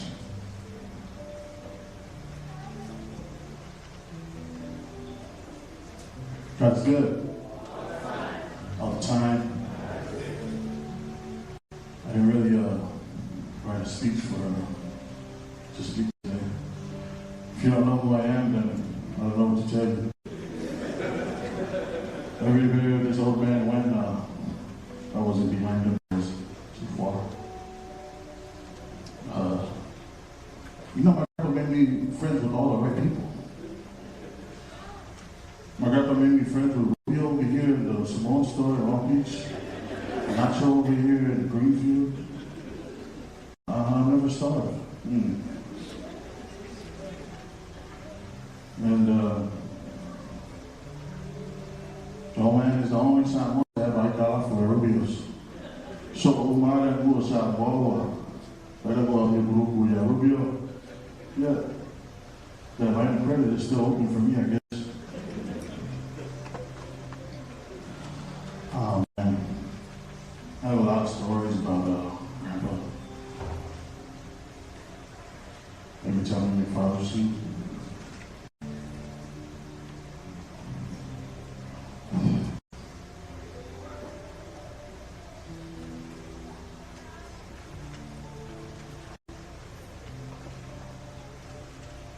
Tell me wants to make 15 guys to table at one time?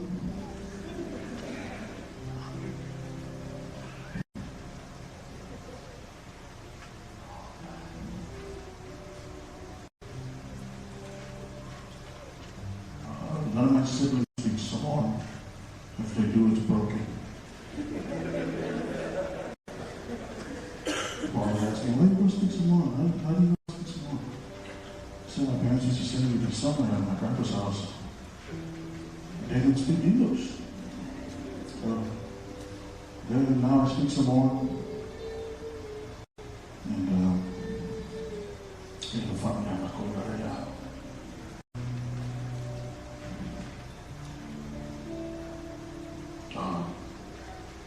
You know, Tom says she was the better. I don't think that's true. But what y'all never hear, boy, I don't think that's true. You know, go vibe, no, come away with that.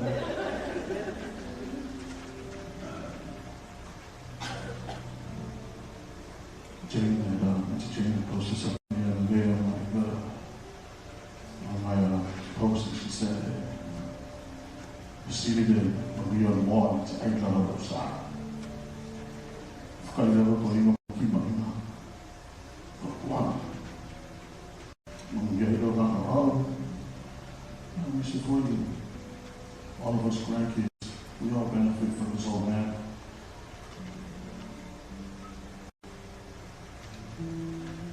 Yung mga anak ko yan, also of my life. So for this,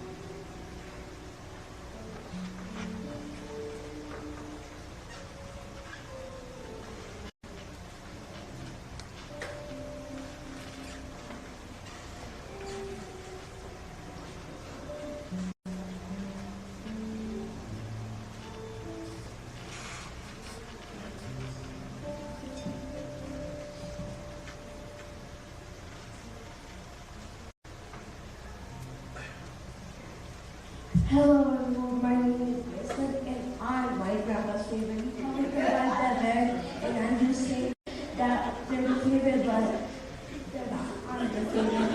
I just want to be special with them. But I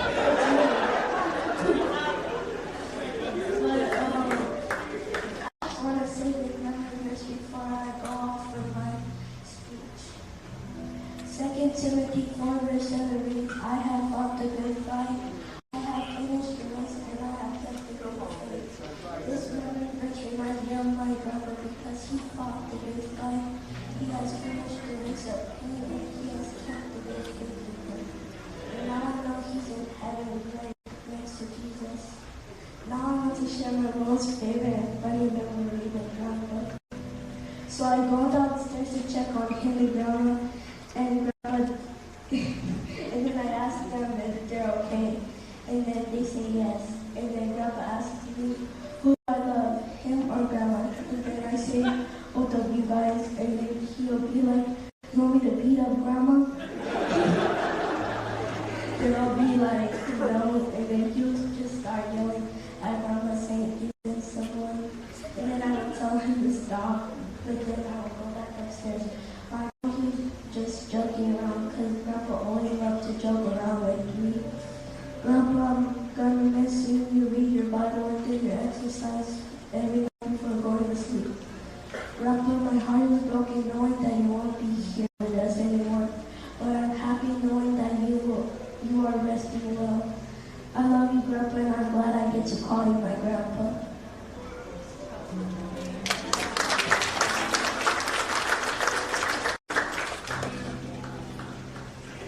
Hi, my name is Gigi. My grandpa's granddaughter.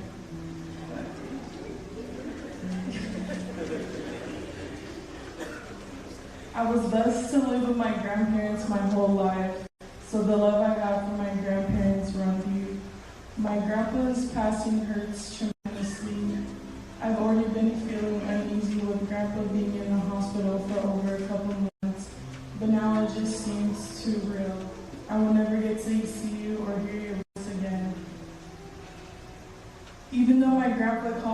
bad daughter that didn't listen, which is definitely not true.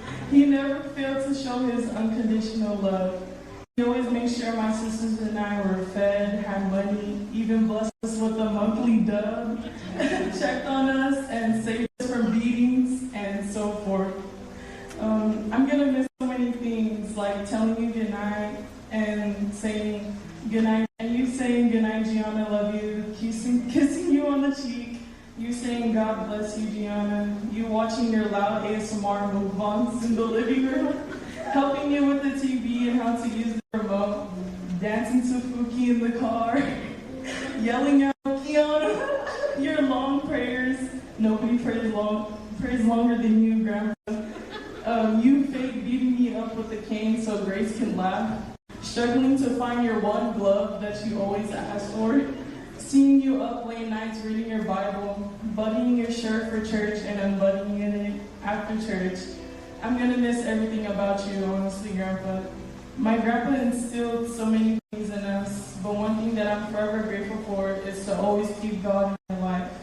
And he truly was the epitome of that through and through. A faithful servant in the Lord's work. And that's how I'll forever remember my grandpa as a true God-fearing man. All in all, I can't believe you're actually gone. Selfishly, I wish you were able to just come back from the hospital home to us. But I find some peace knowing that you are not hurting anymore. You are resting now with the Lord up above. I'm happy that I was your daughter and I got to call you my grandpa. I will cherish all 15 years I got to spend with you, and I will try to listen to my dad just like he told me. I love you with my life, and Sophia Sue, amen. Hi everyone. For those of you who don't know me, I'm Genesis, mostly known as Nesset. And my grandpa's real favorite. Oh boy.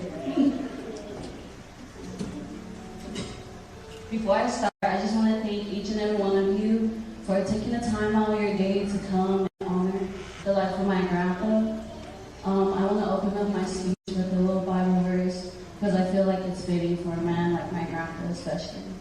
Because if you know him, you know his love for God. My verse comes from the book of Deuteronomy, chapter 10, verses 12. Fear the Lord your God, to walk in all his ways and to love him, to serve the Lord your God with all your heart and with all your soul. One thing about my grandpa is he was a true servant of the Lord. He loved to serve God with all that he had. So this verse just, really spoke to me because it reminded me of this guy right here. And he made sure to instill God into his kids and grandkids' lives. Put God first, put God first. He used to always say that. If you don't know, I've lived with my grandpa my entire life. I genuinely don't know a life without living in the same house as my grandpa. Sorry. A lot of my fond memories with him are when we were roommates. We were roommates twice. My fave is when we would have our movie nights and watch his Samoan movies on his DVD player. Or just watching the Lakers game with him, even though I don't know what's going on. A lot of my memories also come from being an unofficial registered nurse. The best is at that, according to him. He used to always tell me I was his favorite nurse because I was the nice one to him, compared to his other nurses at home. A little story time. Whenever my grandpa would come back home from dialysis, sometimes he'll start bleeding out of nowhere. Don't know why, but yeah. Everyone will panic, of course, because he shouldn't be bleeding like that. So, everyone's upset. But the thing about my grandpa is he can be very stubborn at times. So he'll be trying to do stuff his own way, while my aunties and my dad are trying to help him stop the bleeding in their way. So when he isn't listening, that's when they'll call me to come deal with him. Because if you know, my grandpa can be much sometimes. So now it's just down to us two, which is just me and him. Always down to us two. So now we begin our Band-Aid process. And every time he'll just look at me and be like, crazy, you're crazy. And then when we're done, he was like, yeah, thank you, Nessa, you're the best. And that's only because I can't say no to my grandpa. Like, I'll do anything he wants, his way. He's generally one of my best friends. If you ever saw my grandpa somewhere, you can most likely bet I'm there with him. Wherever I go, you go, is what he used to tell me. He used to always let me know in advance if he needed me to go with him somewhere to ensure the fact I would be with him. We were a power duo. And in my grandpa's eyes, I did no wrong. Not once have I ever got yelled at by my grandpa. Some can't relate. I could be arguing with Gigi, and he'll still have my back. When I say I'm Julia Grandpa's girl, I'm Julia Grandpa's girl. I'm gonna miss waking up to your Samoan YouTube videos, blasting early in the morning. I'm gonna miss seeing you at your desk reading your Bible. I'm gonna miss hearing you call my name for a foul. I'm gonna miss having you lead our prayers every night. I'm gonna miss our Starbucks friends. He loves him a good frap, a caramel frap. I'm gonna actually miss having to clean and refill your CPAP machine. I'm gonna miss saying your name when it's time to pick you and Grandma's medicine up. I'm gonna miss Grandma calling my phone at the crack of dawn to come button your shirt up for church. I'm gonna miss seeing which shoe you're gonna wear. I'm gonna miss our runs to the Samoan store to pay that tab. I'm gonna miss making your coffee every night. I'm gonna miss our dance sessions. I'm gonna miss doing policy with you. Actually, I can't stand that policy. I'm gonna miss going with you to the Asian markets to get your cup of wine. I'm gonna miss serving your dinner every night. I'm gonna miss our car rides to and back from church. I'm gonna miss you always defending us whenever we got in trouble with our dad. I'm gonna miss having my fave player in my big old hall on holidays. I'm gonna miss always getting a little something out of your envelope. I'm gonna miss everything about you, Grandpa. I already do. As I said before, I don't know life without seeing my grandpa every single day. These past few weeks have probably been the most hardest weeks of my life. It hurts knowing you're gonna miss so many milestones in all of our lives, not just my own. Although my heart hurts and I want you back here with us, I'm content with the fact that you're with our Heavenly Father right now. I have peace, no pain. Because like I said before, my grandpa was the epitome of a God-fearing man. And I know that's all my grandpa wanted, was to make sure he had a spot next to our Lord and Savior. And that's why he was the way he was when it came to God. So I'm content because I know my grandpa, and I know for a fact that he's with the Lord right now, watching us honor him today. I love and miss you so much, Grandpa. I want to thank you tenfold for all that you've done for me. I will cherish the 18 years I was able to spend with you. Sleep well, bestie. I can't wait to see you again.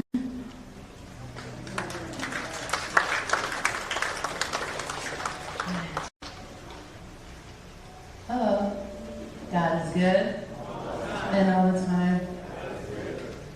Okay, so I didn't have time to write a speech because I tried. But anyways, I'm Norfolk. I'm their mother, Toll's wife, and the old man's daughter in love. Because, you know, I know he loved me very much, just as his own. You know, he never treated me any different or anything. Just like the kids say, you know, all their lives, they've had their grandparents. You know, we lived with the old folks our entire marriage as well. So my whole time in this family has been with the old folks as well. So losing the old man, of course, he was like another father figure in my life, because after I lost my grandpa, and then, you know, I had the old man, and so many memories, you know. I just remember the old man. Like everybody says, like, you know, always doing stuff for the church, all the time. Y'all will be getting mad, and you're like, oh my God, you got another fundraiser going on, and you always got something going on.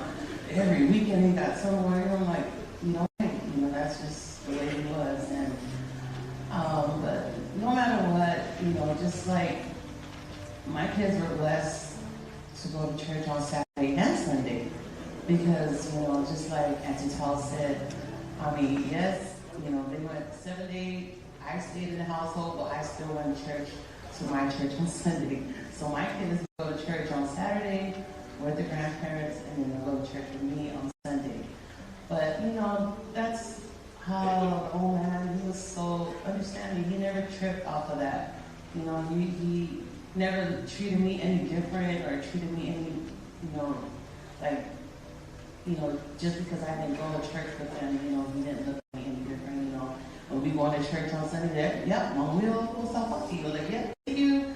You know, have a good day. We'll see you when we get back. But this is so many memories, and I'm just blessed that we had the time that we had with the old man, all the teachings that he has given to not only the kids, but for us.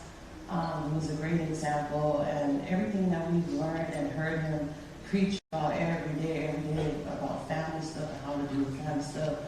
You know, it was our time to show and to do things the way the old man would want us to do it. So I just hope that we made you proud, old man, for, you know, putting together everything that we did for you, preparing for this time, these days that we have to celebrate you. But I just want to thank everyone for coming, and I just want to say that I love you growing up, and thank you for always spoiling his kids. He spoiled all his grandkids.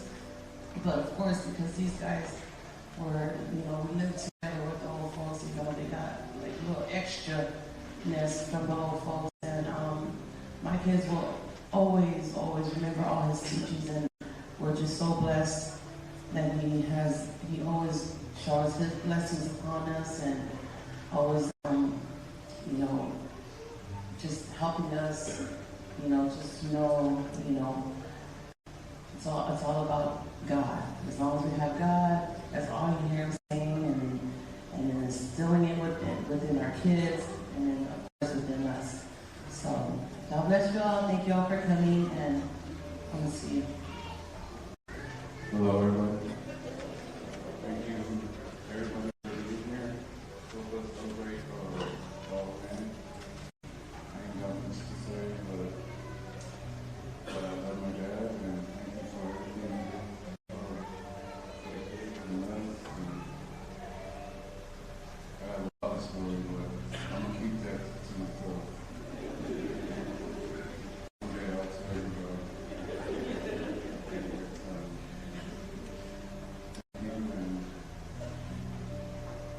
That's it. Love you guys. And all the men out there, help us celebrate my dad. Thank you. Respect. Love you guys.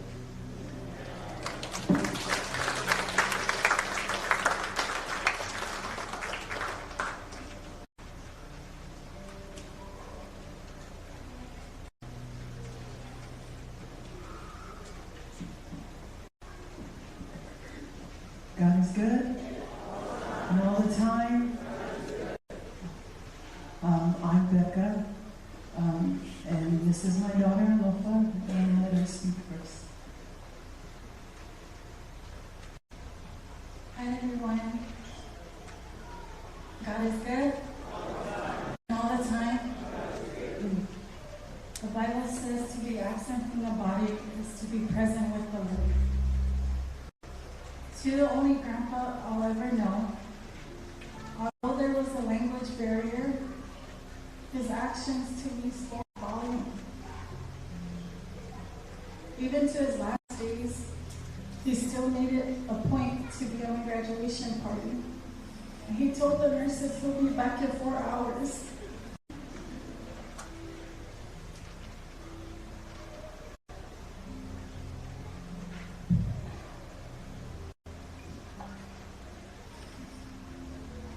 what I love the most about Grandpa was that he was truly a man of his word. He was telling me all week leading up to my party that he was going to be there. And looking at his condition, I was like, there's no way he's going to make it. But when I seen him, it truly meant a lot to me. He served God to the end. I know in my heart he pushed himself to come out the hospital. Like Spencer said, one last time to complete his last lecture with this church. And now that I think back to it, that action spoke a lot about how much he loved his church family and God. But I'd also like to thank his church family for making him happy and serving somewhere where he felt loved and heard.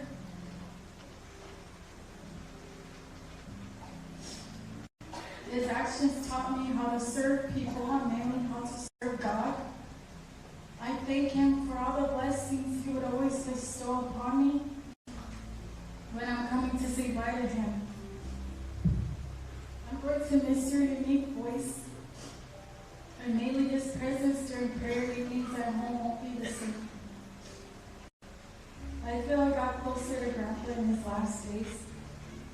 Going to visit him on his last days, he shared his love for me. And what touched me is that despite the little conversation we would have, he said that he knew my love for him was always real. So even though our conversations were short, I'm at peace knowing that my grandpa knew how much I loved him.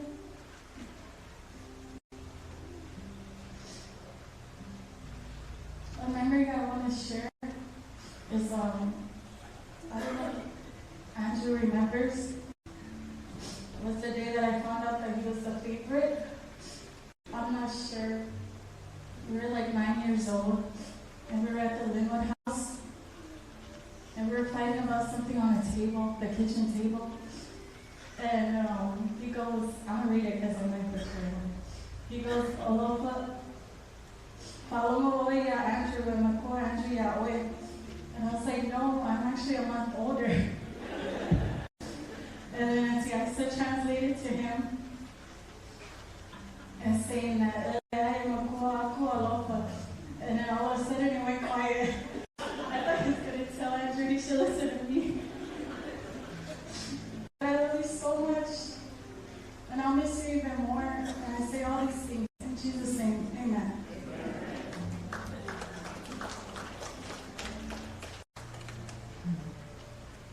So I won't say that I'm the favorite, but I will say that I know, or I think I am one of them.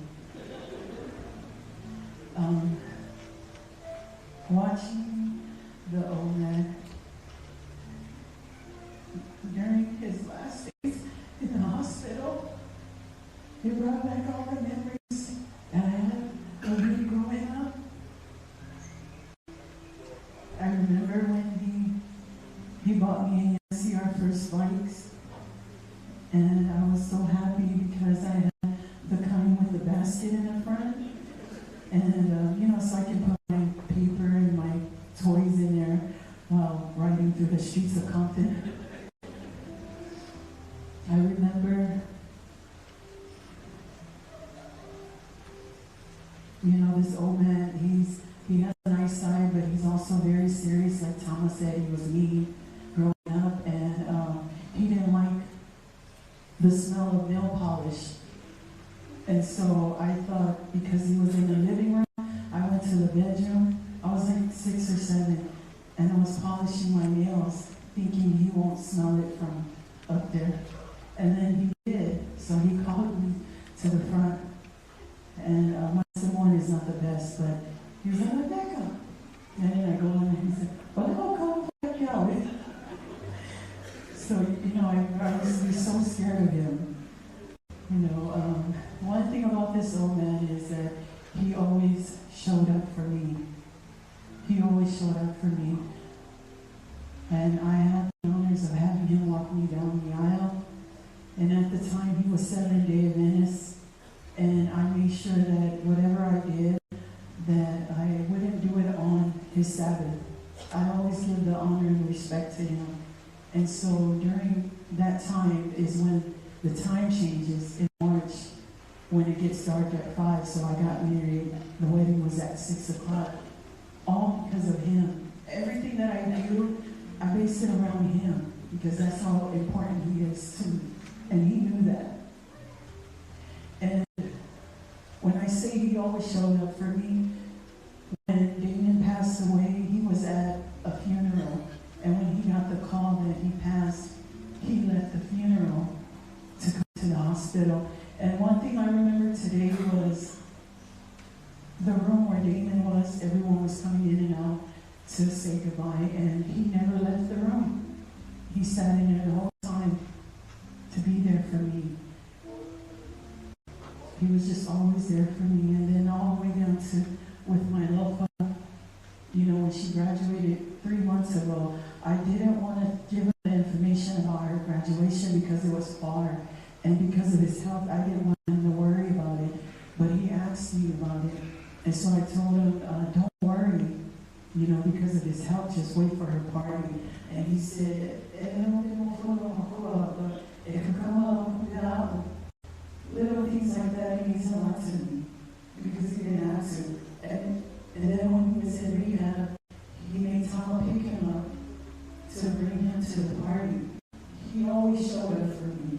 This old man always showed up for me, and that is why he knows 9 times out of 10, I will always say yes to him. Whatever he wanted, I will always do it. If he calls me or someone passes me the phone, he knows I'm going to say yes.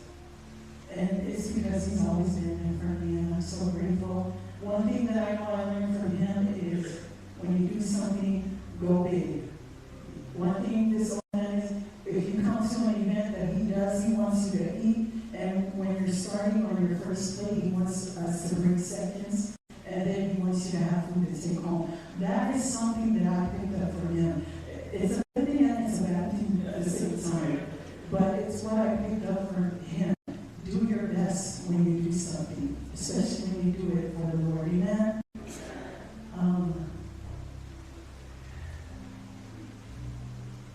I want to take this time to acknowledge Isa, Tama, Dawn, and Uncle, Yancy, and the girls, everyone at P2. I want to take this time to acknowledge you guys and say thank you and job well done taking care of the old man.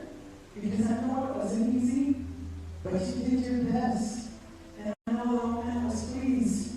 And I want you guys to know that I'm so grateful. I want to say thank you guys. And I pray that God will bless you for everything that you guys done for him and continue to do for the old lady. I have so many more stories to share. I was able to have a last talk with the old man a few days before he passed. And he looked at me and he said, oh, I, if I'm only a little afraid, and that made me, it just made me cry because he knows how much I love him. There's no doubt about it. And I love him as well, and I miss him. And I miss him so much, but I know that he's in a better place. And so that's all I want to say. And I want to say thank you all for being here. God bless you, Corina. I love you. I miss you. And I will miss hearing your voice saying, Becca, you're from I will miss him so much, and I can't wait to see him that glorious day. In Jesus' name, amen.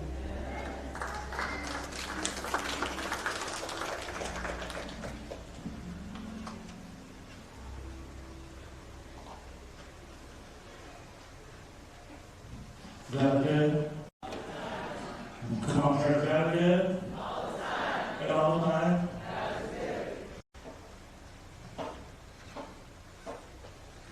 My name is CJ, and I am one of the people that have been blessed. This guy have my grandpa. Just some of you guys, he's an uncle, he's a friend, he's a pastor. This is a man that blessed my dad and was a blessing that married my mom. He gave my dad a blessing.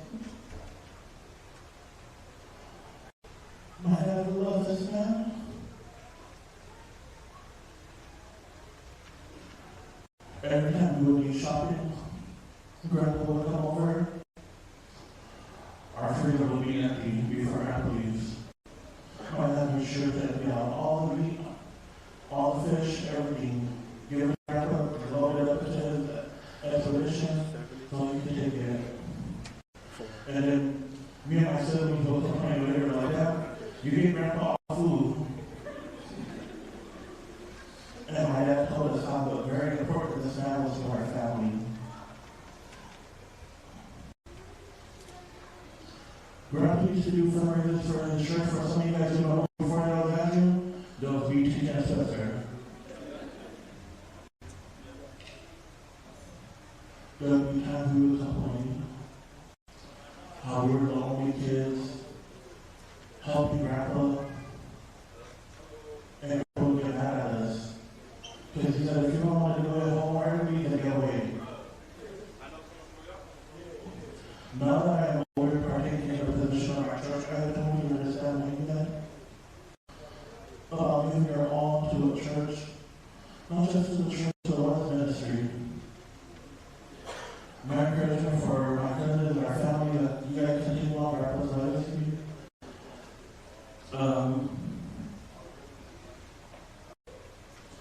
I'll share that last year, I've been helping out my family at a restaurant in Palmdale. And whenever we have left over that potty grill, I'll drop it off at Grandpa's house. And Grandpa will like, so I'm going to out of the now. Now that our mom, she saw, to come and visit your mom, so he was fighting like 100. Well, I'm going to testify in front of the church today that 100 ever made it to mom. So sorry, Mom, but thank you for that 100. I do want to share that my cousin, he showed up for all of us. Even when it came to sports. There's a funny story I want to share about when I think my mom was told him that, oh, PG was going to try out for football. So Grandpa put up the top at 9, he's going to the field. I just started with the marching band.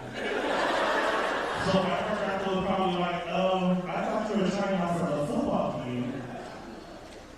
But he was very supportive, not just to his grandkids, our extended cousin. He loved to go support, sports. When it came to like football for, my nephews, my nieces, my cousins, he was always there to, it doesn't matter how cold it was, he would always show up to show his love and his support. Grandma,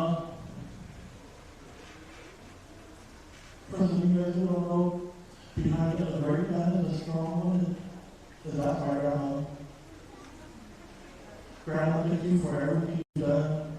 Taking care of Grandpa, loving Grandpa, loving all of us. To my aunties and my uncles, thank you guys for the hard work you guys put in, taking care of Grandpa and all my cousins and my siblings. Job well done, like Auntie Becca said, this is where you guys blessings. And I know Grandpa Love was a good heart knowing that you guys did everything that can, and you guys are to make everything happen today. That's the end of my testimony, because somebody's talking right next to me, and then the enemy is trying to say that. All that close, amen. I think Barney's story where he said that he told Grandpa about the football story, he didn't tell him the rest.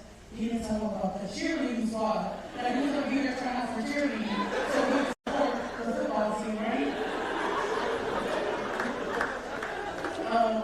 First of all, I want to say thank you to the Little Club and our Fox O'Leary family for making us part of yours. Circle Cookie. And I told myself I wasn't going to cry. But I'm trying. But I'm a handicap, or so I'm not handicapped, so I'm trying to talk up here while I can. I have the air. But, so I just want to thank you guys for making us part of your circle. Uncle Bonnie and Grace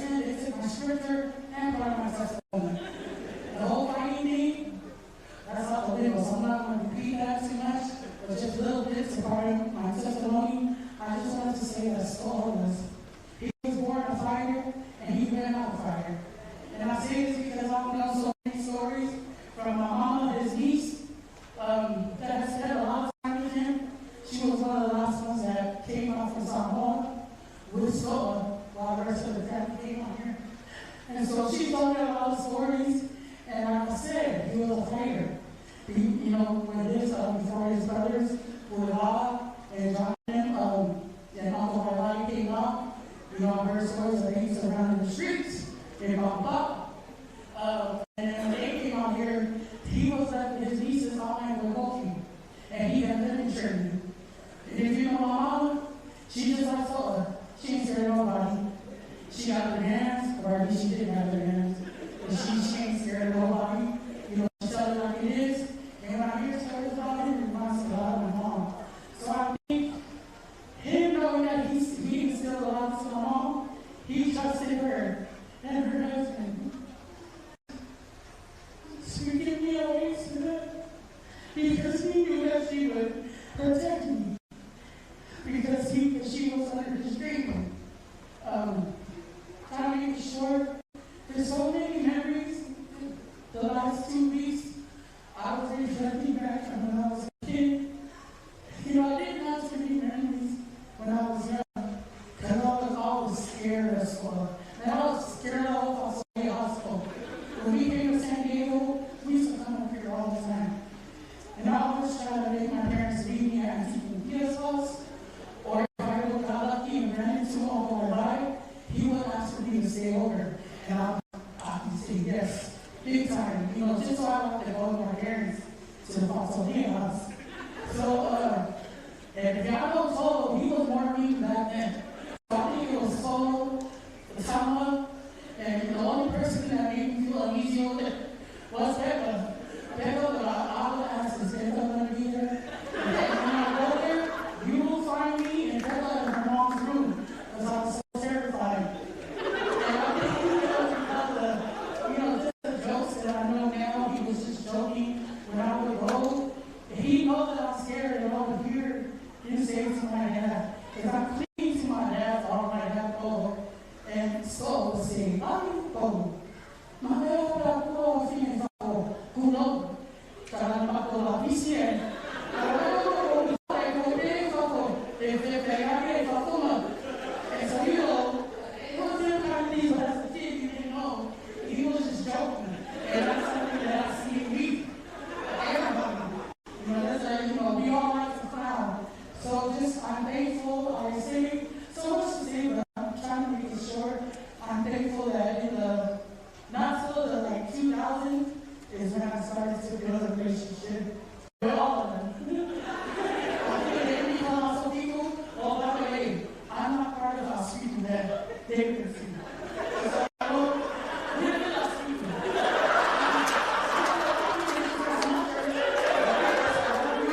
And we're not for the Sunday church. Let's not get judged that. So I'm just thankful that I was able to build a relationship with him. And a lot of what I see in myself, I see it in him. And when I see it, I see it. I'm just thankful. And so I know he's a man that's highly respected, you know, in our family, also the church community. So I'm not the type of person that just laugh through the grief or laugh through anything. So I'm going to try to, with my second last part of my holy model, I'm just going to be serious. And it's something that I just put into words that I could just read, because if I just go off or whatever, I won't say it right. But if I have that conversation with Scola, and I don't know if you probably can hear it, but just to say it out loud, this is like a letter written to Scola from me. It's going to be in Samoa because we don't speak English. That plays too much. But if I go Samoa, so let me read this and I'll be done. Mosetasi pele lo fatsu. Soina, Fatutaro Mawa Leola, Fapemia of the CBC, Sarina Moano. I love Semana Yellow, so if one was a Isao Tausina, Father Perry Foley, Letinaria Rebecca.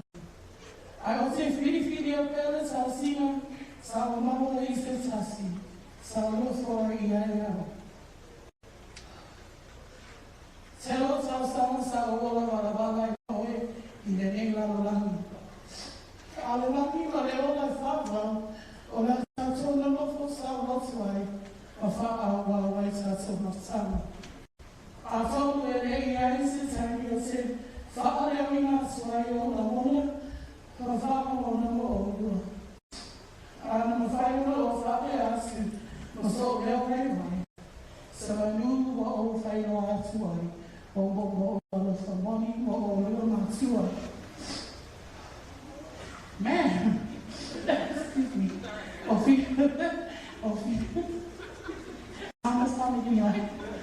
Filipina sa lua fire, se taimi wa whanu. Sa fire la ilunga, o le lua whaututuanga matinoa, e manu iai o ne o lama. Sa veau, ma o loa sidi o na tāhua. Whapea o se whamaniana ma o mātua pō. O le la o lua puelea. O ai, i le whanseu ma o se ere, I maa maria. Tawa whai. E tangi me whate ma le ere, I lau whai ma malaya. E le toi fo I mai. Ia mau sono whaha mau I le lani, ma le o le whawau. O walo whanā, o walo whane, so I fuata mā, o walo whaama mo o I le mawai. Thank you. By the way, we don't know who I am. Just keep it that way.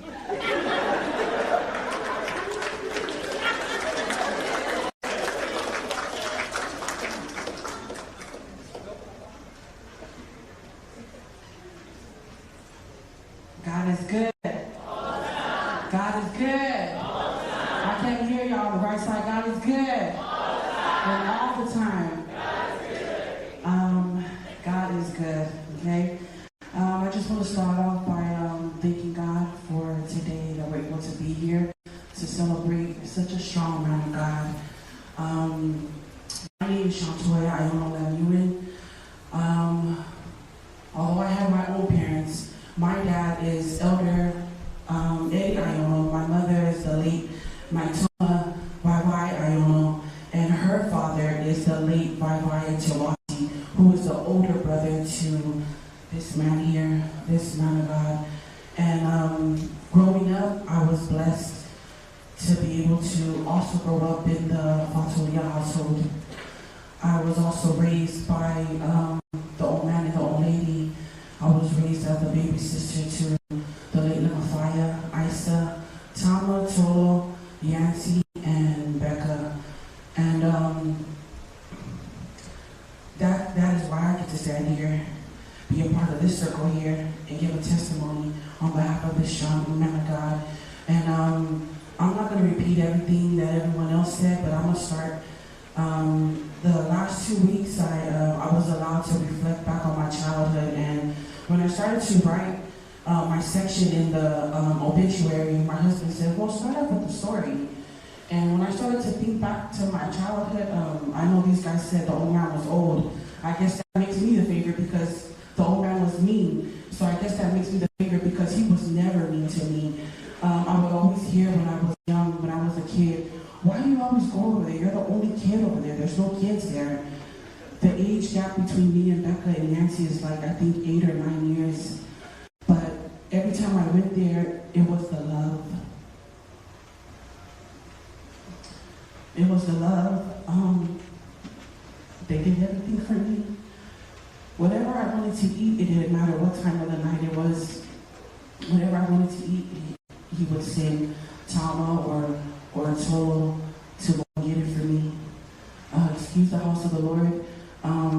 The old man and the old lady, they would bathe me, they would clothe me, they would feed me in the morning. I would have breakfast with them in the morning.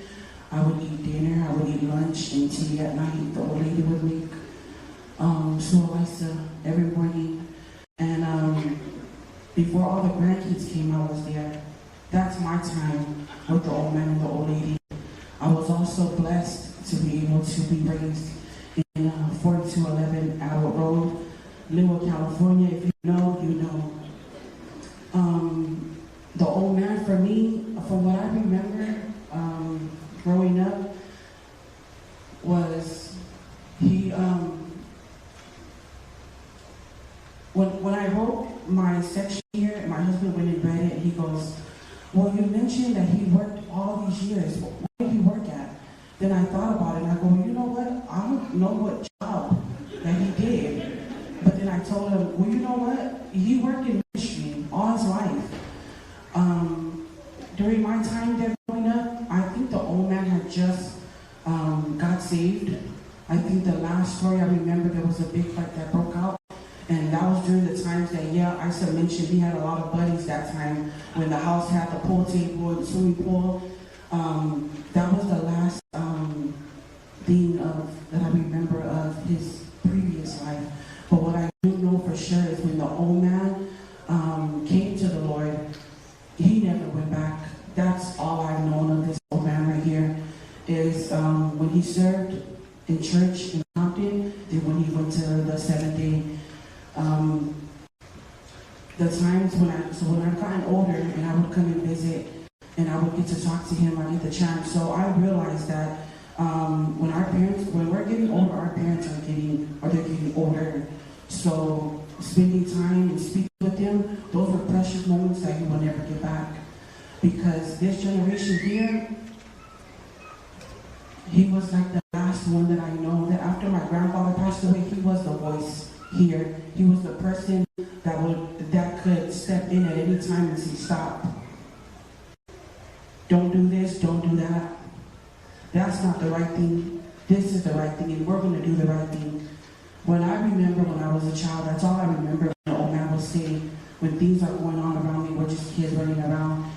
He would say, find me a saddle. That's what I remember. As I got older, it was the same thing. There were times where sometimes things would happen. There were times where things happened, and the old man, he can pull me to the side and he would say, Toya, you know, my daughter, he would be able to correct it. Because when you're a person who lives accordingly to what you preach and what you teach, people will take heed to what you say. And that's who this old man was. That's why people listened to him and they followed him. Not because, he was the uncle, but because they knew this man, not only was he a strong man of God, not only he preached, whatever he preached, he walked according to it. And that was him. Because we all know the generation now is different. But I thank God because I'm 38 now, and I get to reflect back on so many good, memorable moments that will help me, that have been instilled into my life, and that can help me to live life, to be better, to do things good for the kingdom of God. And there's two things I know. People who are familiar with the funerals, when you go to funerals, you're here to pay your respect, to honor the person who passed, and to give a word of encouragement to the family. So only children who know, who have those relationships with their parents, and you have that tight relationship where you do everything with your parents, where you listen to your parents, we all grieve the same. If y'all know, nobody understands how we grieve. So my word of encouragement for our circle right here is, I wish somebody would have said that to me 10 years ago. My mom will be gone next month. That'll be 10 years. Although, yes, lost here, but again in heaven. I know, we all know, the old man lived his life. He fought, he served. This old man, that's all I know for him to have been done since for my 38 years. All he did was serve, whether in the pulpit or in the kitchen. And for me, it's, what will you take after of losing someone so close to you? Because for me, it was, I found a deeper love and respect for God through my grief. And I pray that that's what you guys can take, you know, because what we say today is not for him. What we say today is for us. And just doing things according to the Bible and walking according to the ways of the Lord. That's what our parents have done for us. Their job here on this earth was to teach us kids, to teach us, to show us the ways, so that when they are gone, we know how to live. And it's funny because Tama mentioned, Baker also mentioned, they don't know because this man that's how big of the shoes that this man wore. For me, I said the same words. I don't know how to live life when my mom is gone, but we don't realize that this entire time they were prepping us, they were teaching us. So after this, what are you going to do? The only answer to that is to put your trust in God, not in man. Seek God in your grief, because he's the only one who can give you peace. You hurt so bad, you miss someone so bad, it'll push you to find where that loss and that void is at, because that's what it did for me. I love and miss my mother so much that it forced me to find a deeper relationship and a deeper love and respect for God. So when I stand here, as I come to the closing of my testimony, I just want to say I was blessed to be able to also be raised by this man of God. I thank God for him, for all his words of wisdom, for his love, for taking care of me, as well as the old lady. And if we're going to leave with something tonight, I would like for everyone to leave with this. And that's trust in the Lord with all your heart and lean not on your own understanding. Because I tell you this, when you read the Bible and you know the Bible and you say you know the Bible like how you do, then you do what is right. You live how God tells us to live. Because if you want to go where this man is going, you're not going to get there. You don't live according to the will of God. You don't live according to the Bible. So with that being said, we all speak about how strong of a man of God that this man was. That's what our job is to do. That's our work. After we leave, after we're done celebrating this man's life, is to do good, to read the Word of God, and not just read it, walk it, understand it, live it to the fullest, because your neighbor's not going to take you to heaven. Your mom and dad won't take you to heaven. It's everything that you read and you put on yourself. You are responsible for your own life, your own salvation. And I say all this in Jesus' name. Amen.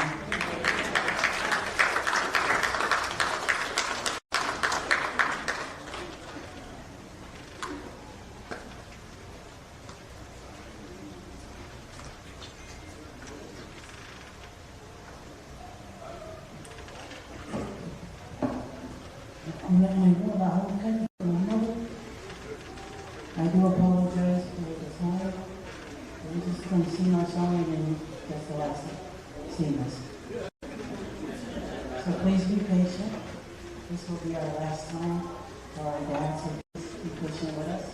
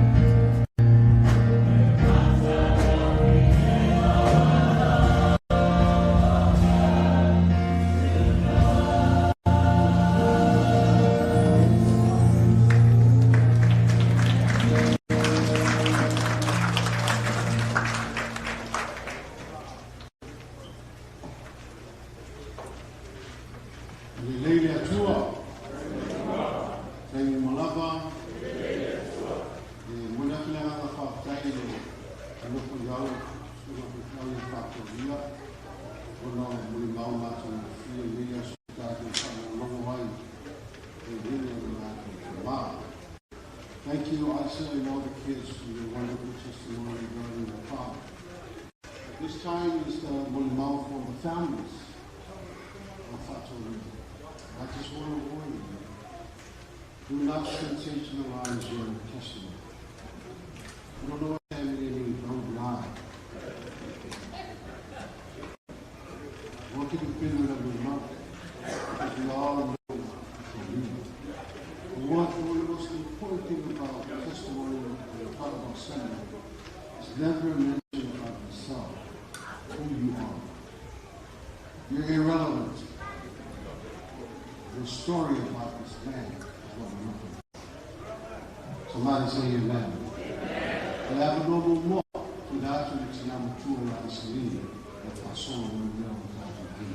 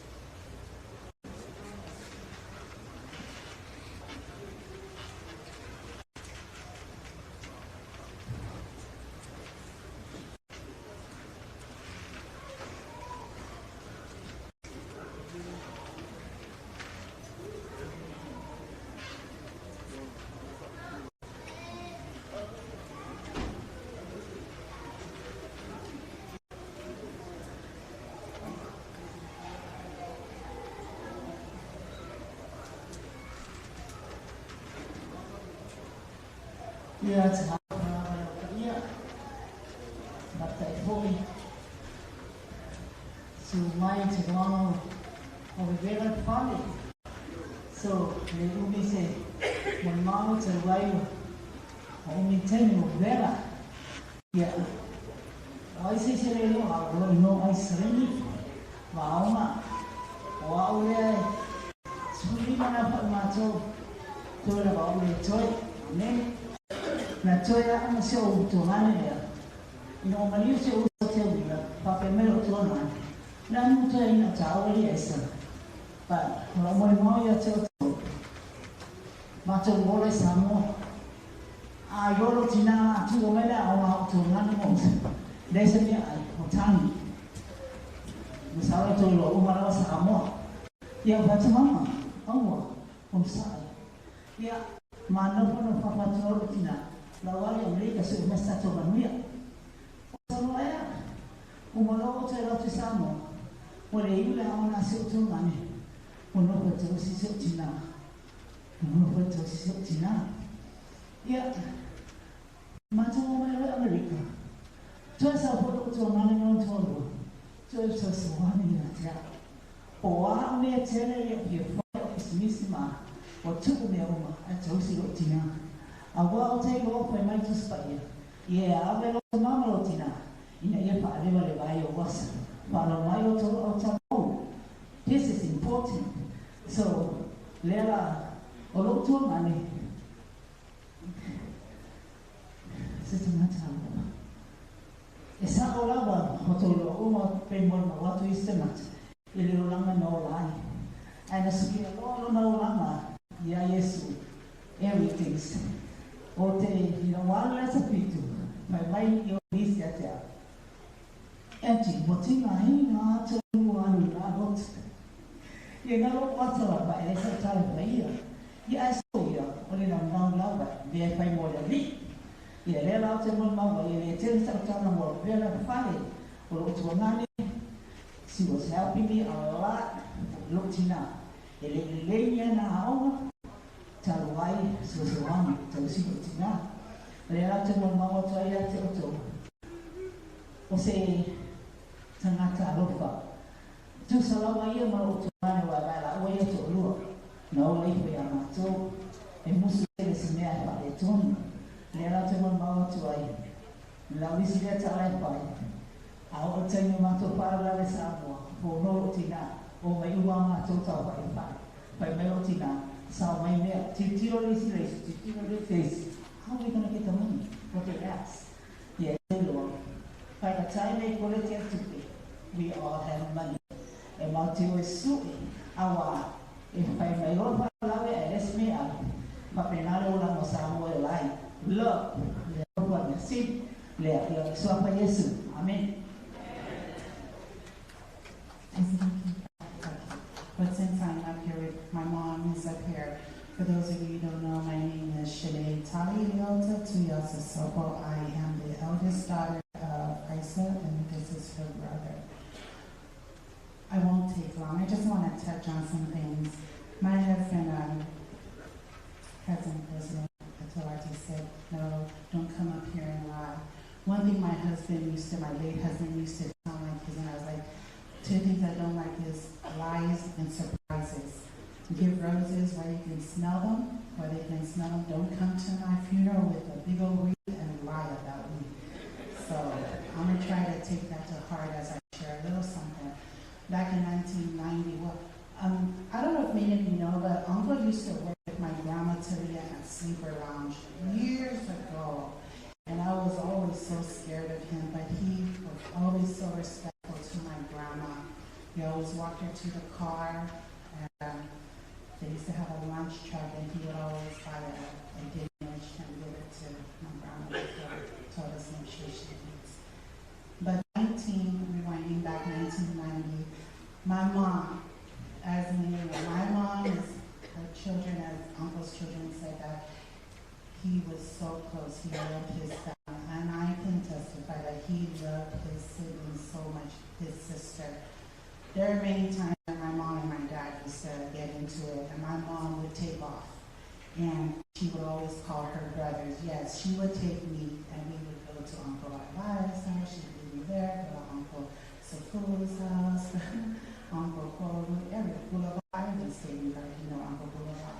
But that just shows the type of relationship that she has with her brother. So to this day, knowing that, learning of the death of her brother, she's been in tears all because she loves her brother so much. Sometimes I would get so irritated and tell her stop calling, but she would continuously call. 1990, I got married, and she called and she told my uncle that I was getting married. He rushed over, and she was so upset.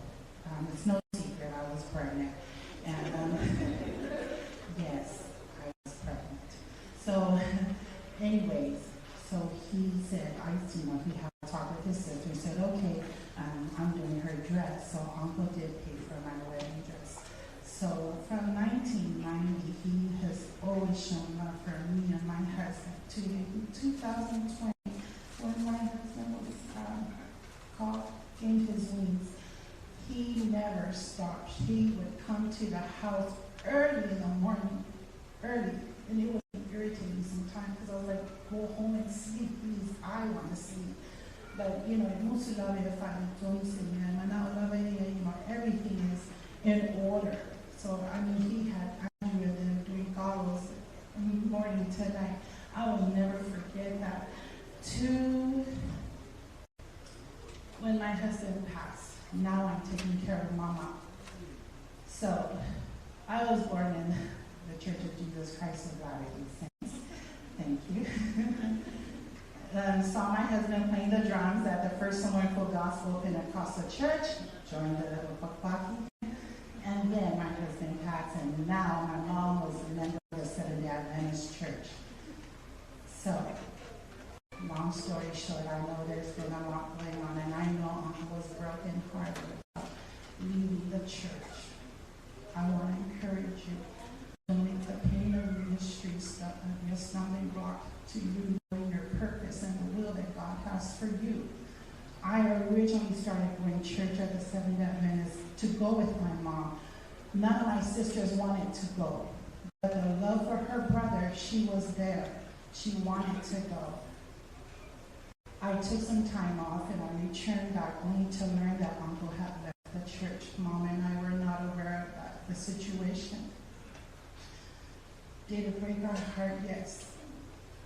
Did it break our heart even more that she did not follow her brother when he went back to Compton? Of course it did.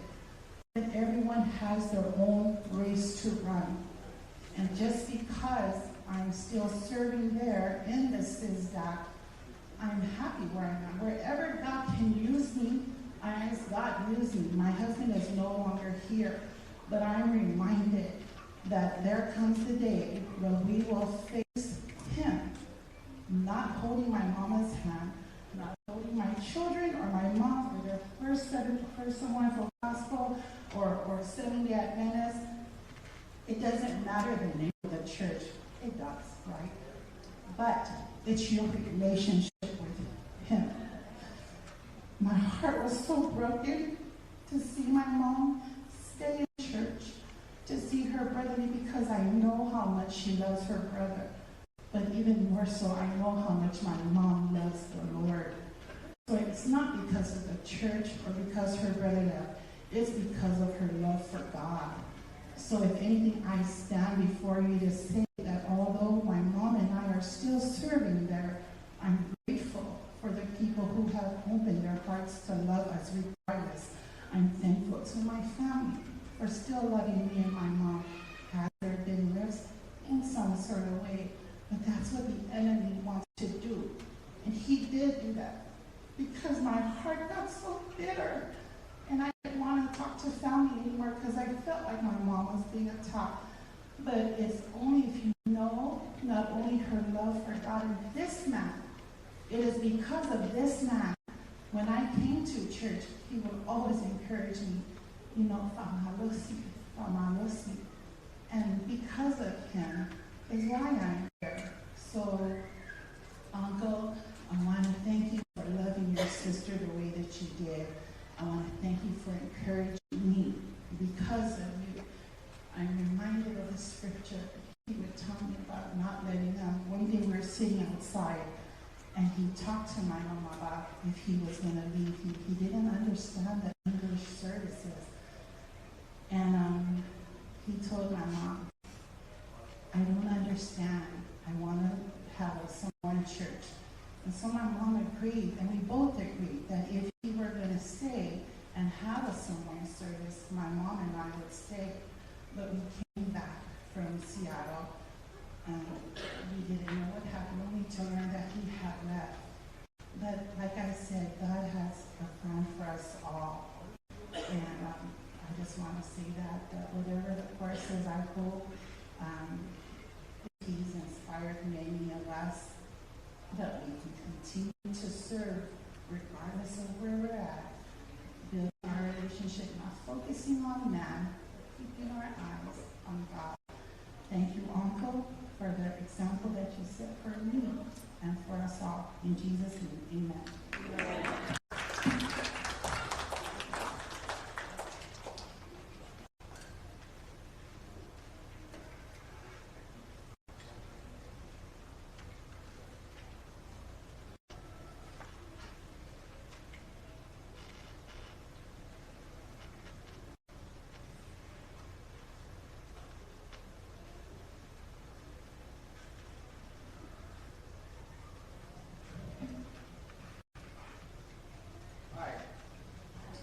Hi there. Okay. God is good? God is good? All right. Well, check this out. My name is Isa Jerry Suyoina Dugumasila. That man in that casket is my mom's brother, his brother. My mom's in the shower. I just long speech to say, so much to say. I just turned 60, but I know so much about my uncle. So much about my okay, I can hear myself too. I know so much about my but all of a sudden, this painting came about. But anyway, I know so much about my uncle. Whew. But anyway, and I also had a list of songs to sing for him. I said, if I sing all them songs, if I sing all them songs, I'll be like sleeping. But then, sorry. I'm trying to be funny, but because I tried. But anyway, so let me say, I got the gang story for my uncle, but when he went to Seventh-day Adventist Church, I went to go visit his church one day, this thingy, what's it called again? No, mission. So I got baptized, and my ex-kid would have a sewing store right there on Carson Street, and I was baptized right next to the church. But the reason I was baptized there was because of my uncle, because of Gordon. Make long story short, I stayed with him for a couple of years, and me and my wife, I went to church. But then, after that, I went back to the other way. I went to the other side. So, here I am now on this side, which is not a good side. But yeah, I got to say when I was younger. I was in high school. I got jumped in Park Village. Park Village was back in the day, was the east side and west side. The east side was where the other guys were at. I was on the west side. But anyway, I got jumped from the east side. We had a kiki bat, a baseball bat, and an aluminum bat. Then my homeboy Joe said, "Hey, Master, what do you do over here?" So we were walking toward remember the basketball court, you guys? Okay. For those who were Park Village. But anyway, I got hit in the head with a baseball with a kiki bat. I had 10 stitches, but it's a terrible story. 10 stitches. The next day, my uncle comes over. I didn't think he knew. But when he came over, he said, "Ciao, what is it?" So what happened to you? Or I think the first thing that we Park Village. We saw the brother, don't do nothing about it. Oh, he was mad. I said, "Get it, coward." I said, "Uncle, at the same time before he came, 2 ladies came to me, the kid's parent, mom, we go on and Paco Ese. Now, back in the days, guys, when you Paco Ese, you got to come to Gomas and cover your head with a Gomas before they shoot you down. But there was, yeah, but anyway. So anyway, the uncle said, "Don't you ever, don't let this happen to you ever again, and you're not going to tell me." But I knew my uncle. My uncle's, and I got a bad mouth too. I knew my uncle, he's crazy. He's a crazy man. But because he played Kiki Carson, Victoria Park, we used to go pick him up from the bars, from the clubs, me and my sister, Thomas at the time, or Kia. It was actually uncle in that, it's actually uncle. Yeah, that's my uncle. That nigga crazy. I'm sorry. See, I said that movie crazy. That movie is crazy. I said, "Really? Yeah, you movie." But anyway, so I don't want to talk to you. I got so much to say, man. And I want to sing my song with my sisters against Starting to Fight. So and I wasn't called. I got Shida, Isalo, Jenny Lo, Chica, Sharky, Bawa, Crazy Kong. Oh, by the way, Crazy Kong and Bawa, I'm the best nephew there is in America. I have the spoiled one. But anyway, I would sing this song. The first was in the 7th version. So that would sing one song. But I wasn't call my sisters to come sing with me, but okay, where's Sharky? Is she in here? How are you? Okay, he wants to call up all his first cousins. Auntie Shanae, Auntie Chica, Auntie Isa, and Auntie Jenny. Is Auntie Lena out there? He wants you over here too. Auntie Lena and Auntie Shao. Can you guys make your way up here?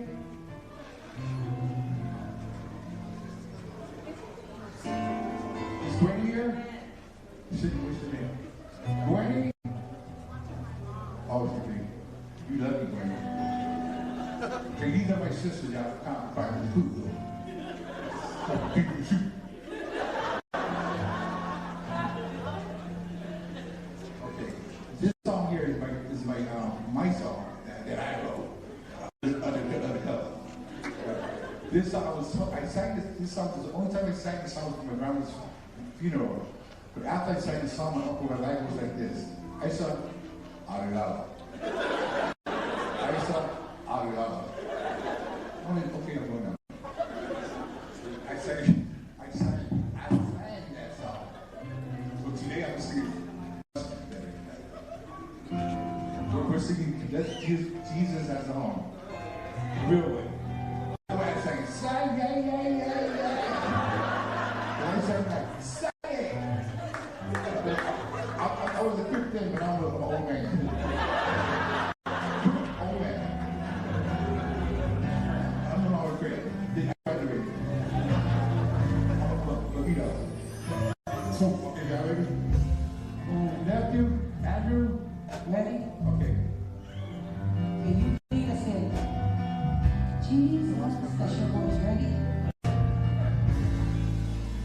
Jesus has a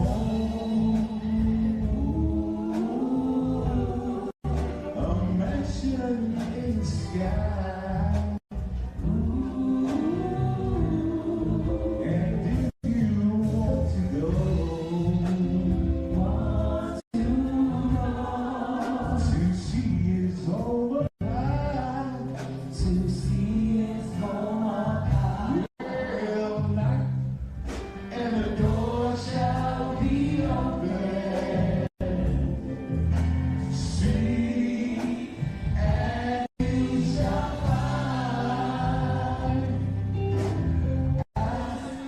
and it shall be given the key to his home up high. Repentance, start to pray. Accepting in your heart.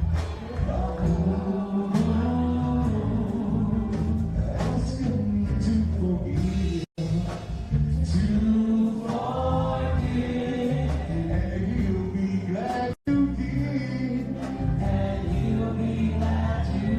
Well, now, and the door shall be open. See, and you shall find. Ask, and it shall be given. The key to his home up high. Jesus will be there, waiting just for you.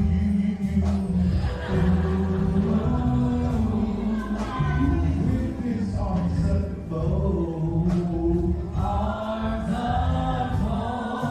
you're welcome to his home.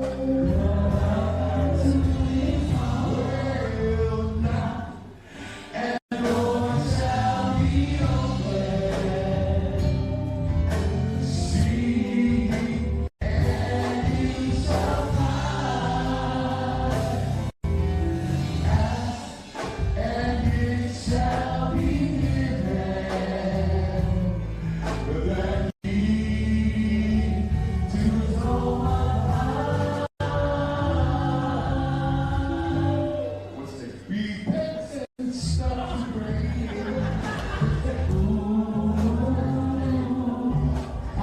Asking in your heart. In your heart, as you feel to forgive, and if you are ready, let's walk on this soon.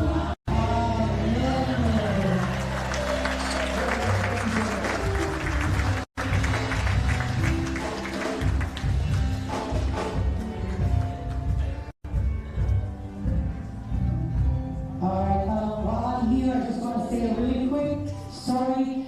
I have just a short opportunity tomorrow as the secretary of the family, but I just want to reiterate on his one mouth. If Uncle would have put him in a car and went with him, he would have got 10 more stitches. That already would have. So this song right here, our grandmother died, and he came to sing this song, and I tell you guys, he was high as a kite. This is before we got saved. And he came and he stood at the English church with his sunglasses, right? And I said, and he stood there with his glasses, he was like, Jesus has a You know what I said? I said, this is why we always laugh, because the wife's going to get down. But anyways, really quick, I don't want to take up too much time. If anybody spent a lot of time with this man, it would be myself. Because I took care of his mom, he and I were always intertwined our lives. He brought Fire over to be me and Grandma Shady's bodyguard. So we know that's why me and Fire are the ladies' kids. Him and Rebecca, I blame both of them, are the reason why I'm fat. Because every day we had smothered pork chop, we had fai, we had galo, we had chicken and mayonnaise. He would feed me on fire, and then he would come and tell me and my grandma, Shady, tell me about Kulowa. But he's the one that feeds us all the time. I'm saying this to say this. There was never a day in my life, as long as my grandmother was alive, that we didn't get food. We had our own personal chef. Before Spencer, before Firehouse, and before Uncle John's Barbecue came out, we had our own personal chef, and that was Rebecca. Golu made sure every day that Rebecca fed his mom. And this is why I'm testifying to say that Uncle Golu is the epitome of the verse. Honor your father and your mother, for this is the commandment with the promise. Uncle Golu lived a blessed life. Even though he was bad and he fought and he had black eyes, and my mom and Auntie, I used to always have to go bail him out of jail because he was drunk driving and crashing into people's yards and stuff. But he died as a pastor. He's going home to heaven as an honored man of God. Because why? He took care of his mom. He took really good care of his mom. There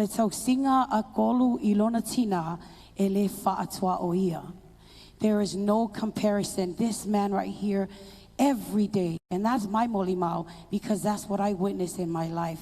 Uncle, thank you for taking care of your mom, you and Auntie Becca. I know this is why God has blessed you. There's other stories that I have to tell you guys, but that's about me and Chief being a referee, me being a referee, but I'll tell you guys about that later. But I just wanted to share that Uncle Golu is going home a very blessed man, because he took good care of his mom, made sure that she ate every day, and that is it. In Jesus' name, amen.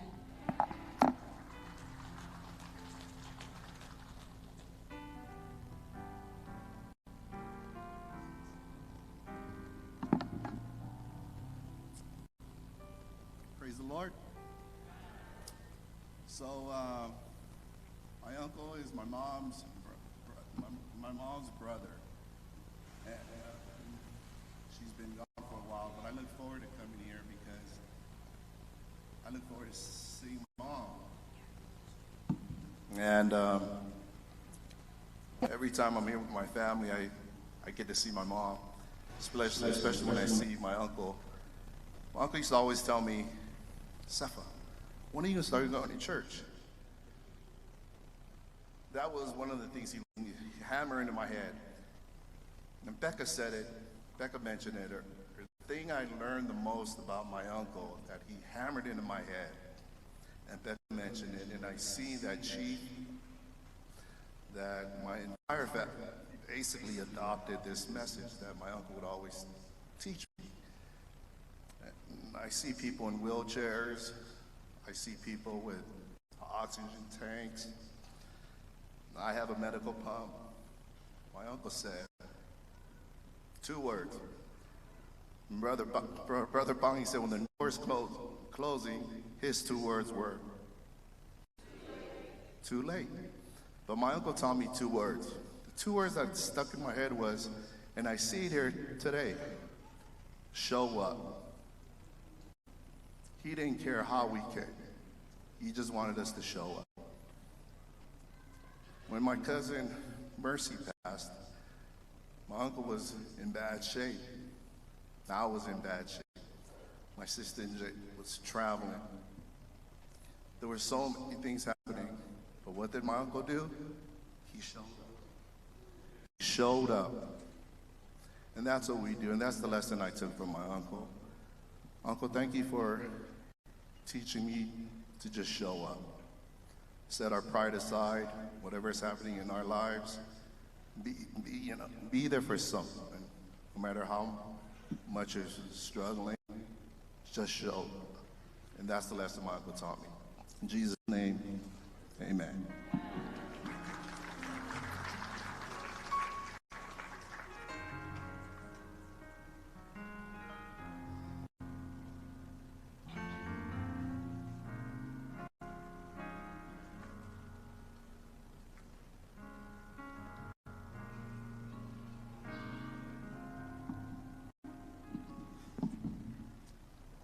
I have to calm my crew down because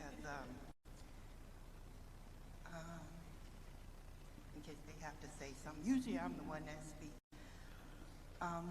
Uncle Kolo is my dad's youngest brother. And I would say I'm the favorite, but after hearing everything, I think we all got the same story. I'm gonna make it real quick. Overall, I know the thing about my uncle, I know that we experienced with him, very obedient to God. Because one thing about him, he loved. And the reason why I thought he was a favorite, when I moved back, my uncle wouldn't let me go live with anybody. He said, so wait, no matter what, we only had 2 bedrooms, but he made sure we all stayed in the same place. Loved the kids. He always say every morning, and my kids are real picky because, you know, they were McDonald's and chicken. And he would say, and I would have to tell my cousin, my uncle, well, uncle, because if they come, they won't eat the chicken and rice or the steak or whatever because they're chicken strips and McDonald's, that's it. So I would always have to say, uncle, because that's just how he was. Piggyback on Sefa, he, no matter what, my little brother just passed away, Uncle Mercy. My uncle was very sick. I called him, I said, Tama, tell him not to come. He can't make it, that's a 10-hour drive. She said, girl, I told my dad. He said, there's no way I'm not gonna make it to my brother's son's funeral. There's no way. Everything we had in Utah, my uncle made it. Thomas said, all I need you to do is look for a dialysis place because we gotta take him. I said, you got it, you got it. He drove out there.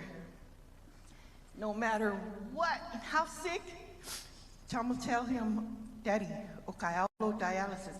I'll give me if I in members. No matter how much pain he was in, he was determined to make it out there. So I say that to say this. He only did that to us and treated us that way because he loved his brother, no matter what. The one thing my grandma did instill in her boys and her kids is love. And it shows because they treat us that way. They train us to be that way. No matter what trials and tribulations me and my cousins go through, one thing about us, we're going to show up. And I say that to say this, you know, and I challenge you, I don't know who needs to hear this. Whatever you guys are going through, show up. Show up and just show up for each other because no matter what, we don't know when that time is going to be. Brother, you have something to say? I want to say, good word. I'm going to give you my... You know, my uncle, I was just finishing up. I have a little bit, but Kalia came to me and about Mercy's funeral, and she said, you know, Uncle might not make it. I think was it a week before he said, Uncle might not make it because he's feeling ill. Okay, then, you know, make sure you tell the kids that tell them to stay. But you can't tell this man that, you know. Khalil came back a couple of days later and said, brother, guess what? I said, what? He goes, Uncle's coming. I said, I thought he was sick. She said, he's still coming. This man is just filled with that compassionate kind of love. He has a benevolent way of himself. He's a man of integrity because he didn't want to flaunt his aloha to people. He didn't want to tell people what he gives and what he do. He does it on his own way, you know. That's how good this man is to me and my family, all our relatives. We know him. You know, we know him in those bad times. You know, I just remember a memory. I really wanted to tell my uncle this long time ago. You know, when we was going to school, he used to tell me, Bobby, make sure you watch Lanfear. Make sure nobody, don't fight with nobody. So every day coming for school, Lanfear used to always take the other side of the street, Central, where a lot of stuff don't happen, but in between there's another street where every time all the Samoans walk down, the schools trying to come over there shooting up. So Lanfear will walk on this side of the street, you know, coming home. So sometimes I walk with him and sometimes I don't. So one day he was walking home, and he stopped at a store and I said, where you going? He goes, I gotta get me some ice cream, you know, or some chips. I said, okay. So we stop and right when we get to what was it, Wilmington and Central? No, Wilmington Central coming from Davis. So I would leave him, I let him go. And he always says, where you going? I say, no, yo, you go.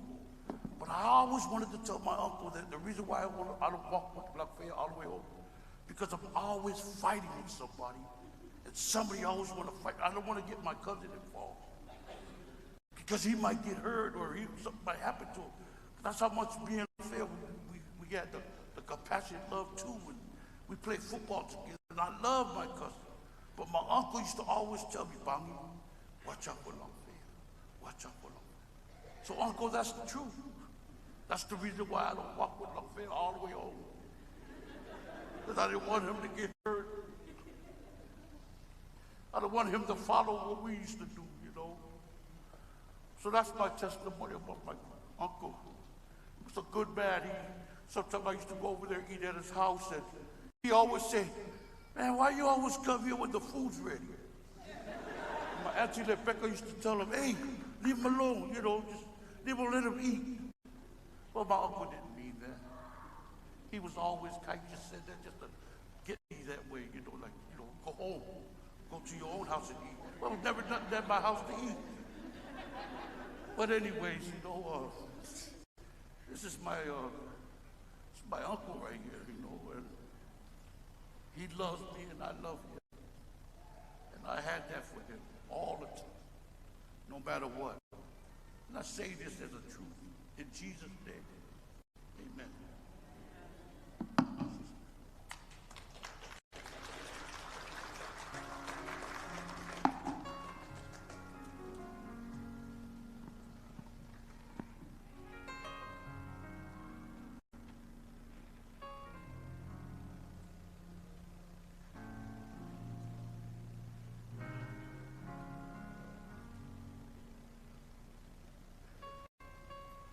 There's still opportunity for any of Kolu's nephews who wants to come up and testify. Oh, okay. I swear you're Tolu's sister.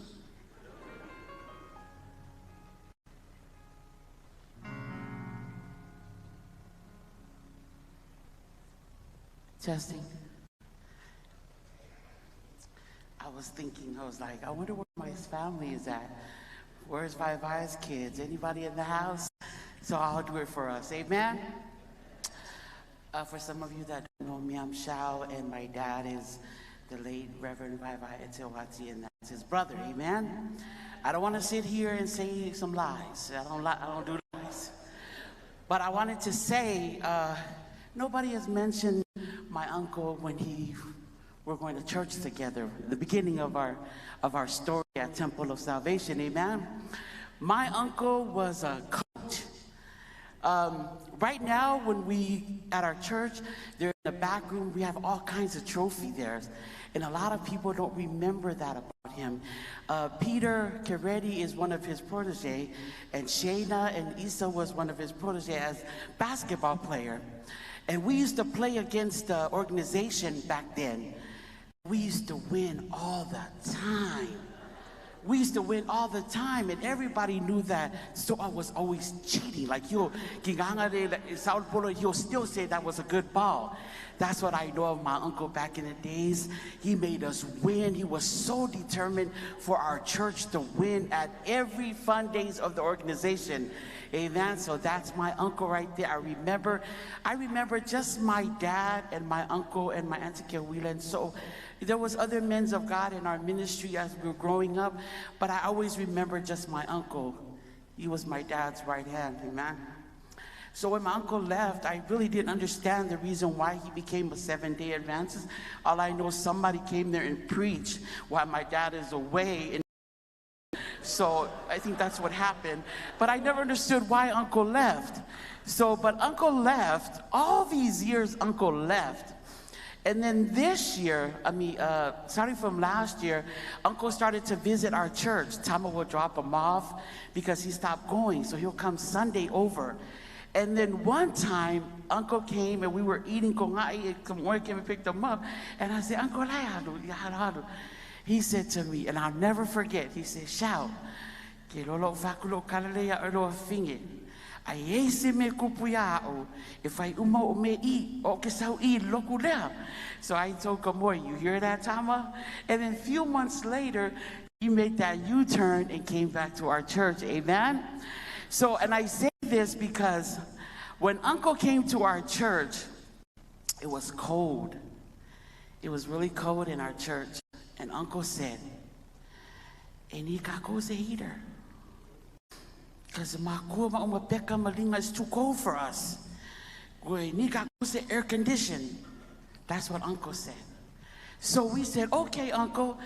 We've been going to church there all our lives. We didn't care about the heat. We didn't care if there was no AC in there. We were still going there. Heater and all, no heat. It was cool for us. But when Uncle came in, he gave us that, "No, we need an AC in here. We need a heater because my Lulu get in my cold." So we told Uncle, "Okay, Uncle, we're gonna do an AC and air condition." So he wanted for the men's to do a Fauci run. And here go come oil. Oh, there he go again. There he go, Andrew. There he go again. And Uncle did 3 Fauci. 3 Fauci.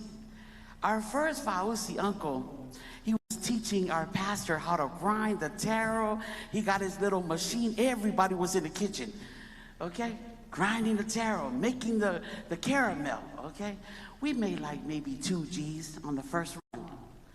The second run came. Now Uncle wants to buy us a bigger grinder, bigger things. Andrew and Nesse, right hand, Nesse was there throughout the whole time helping him grind the taro. David and all the people in our church was there helping him. We made some more money, maybe close to $2,500, right? On our third one, now people getting tired of buying Fauci, okay? Okay, so the third one, Uncle P, we sold it, and my poor sister Lisa and Tama, they were out in the street selling. Jane was using her platform to sell our Fauci. When you're selling Fauci constantly, you get irritated. I'm like, I ain't buying that. So this is what's happening, right? So on the last Fauci that we sold, Lisa and Thomas out there selling. Jane is using her platform. Uncle turned around and tells me, "Alicia, and I said, "Okay, Uncle." Determined. He was so, you can tell he was so tired. He just sits there, he's folding the foil. Something. After they get the foil, he's folding them. He's doing something. He's moving around. No matter, you can tell it in his eyes that he's not feeling good, but he's still working so determined because we want to make the money for our air conditioner, our fundraiser. So I say, "Alali Uncle, he said, "Yeah, okay."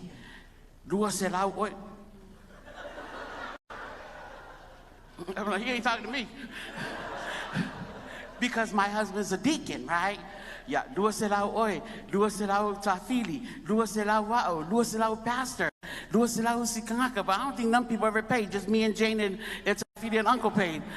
But so I said, okay, Uncle, nala mela feka ko fausi ya. Yeah, ave ma oi.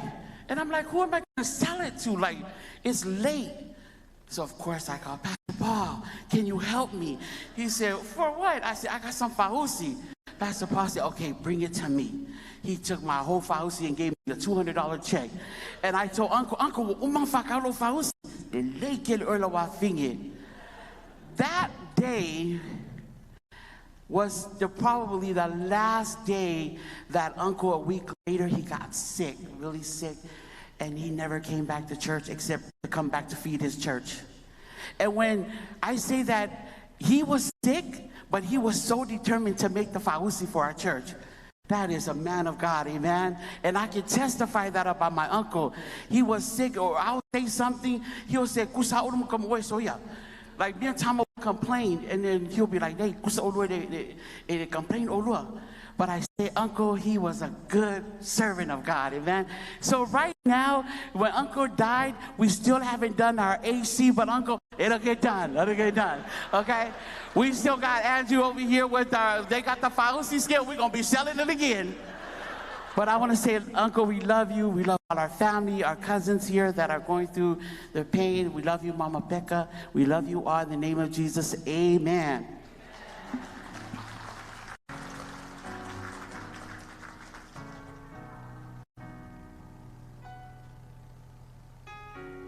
Stand. Big Frank, you want to testify after?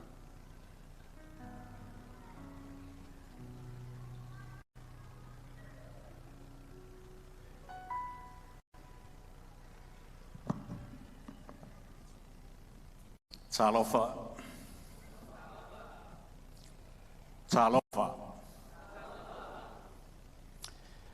Mo mon si ile vinga man fafta ile tua. Ona ona tau singa lei matang o fie mo fai on tato wawai le tasi ile aso fia o le tama uncle, a grandfather, and I think great-grandfather.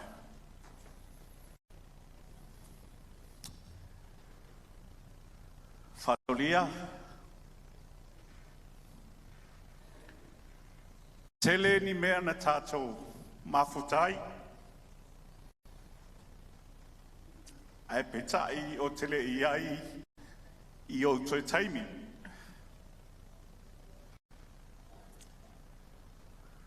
I le amataina mai o le ainga sa ngā salonga apo sa te wati whamatu o maua my late wife was included into the family as siblings.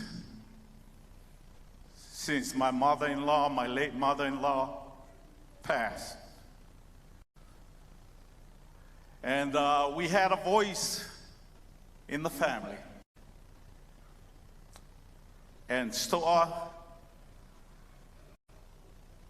always an influence to my life.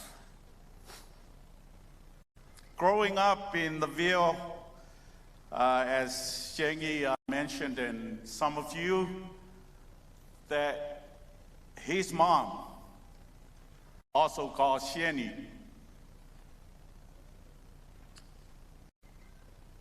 was always eating good.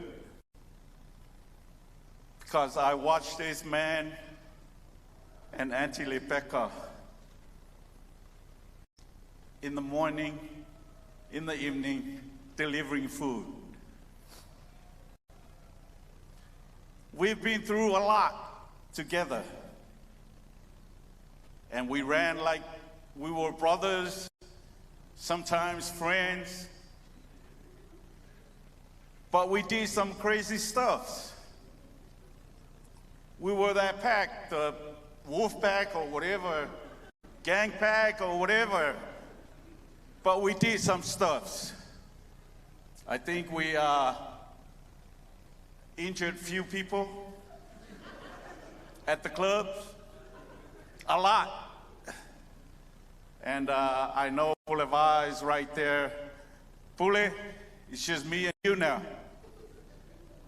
I know our time is close, but we will find Jesus before we lay here.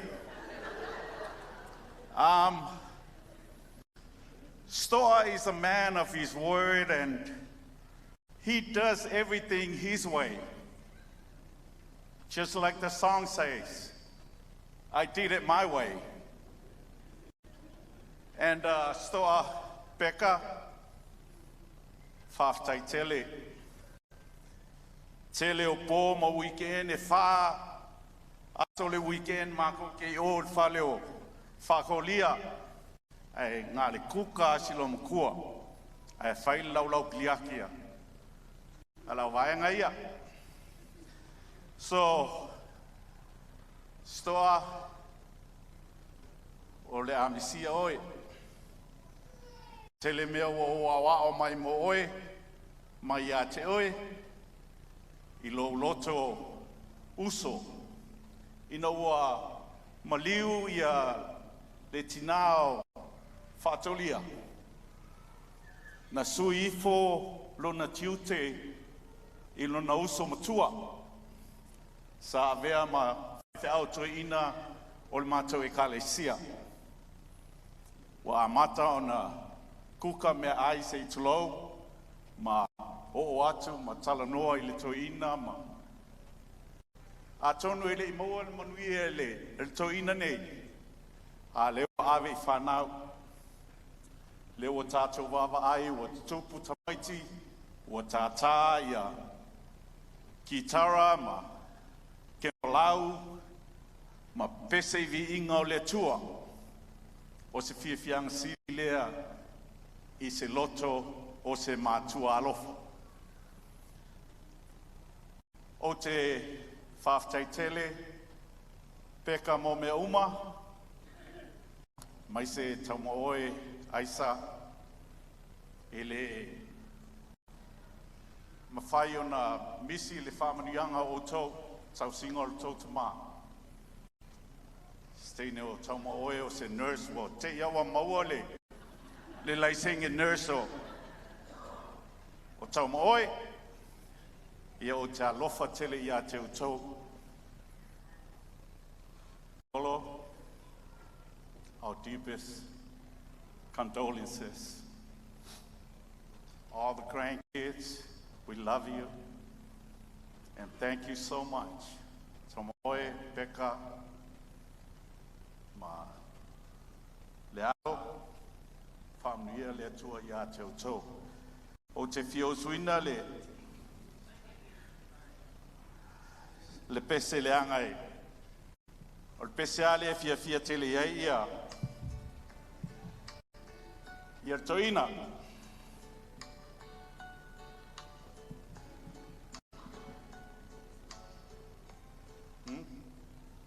Oh, can you play My Way?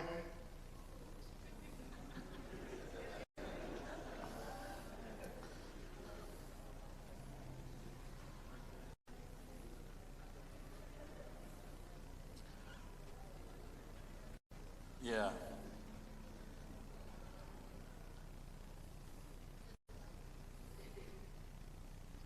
As the CEO and founder of Fishway, I aim to be a jack of all trades and master of none.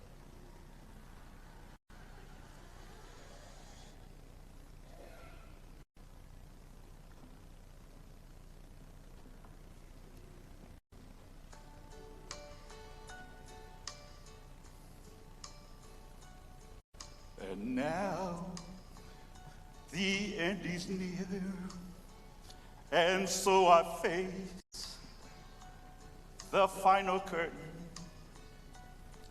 My friend, I'll say it clear.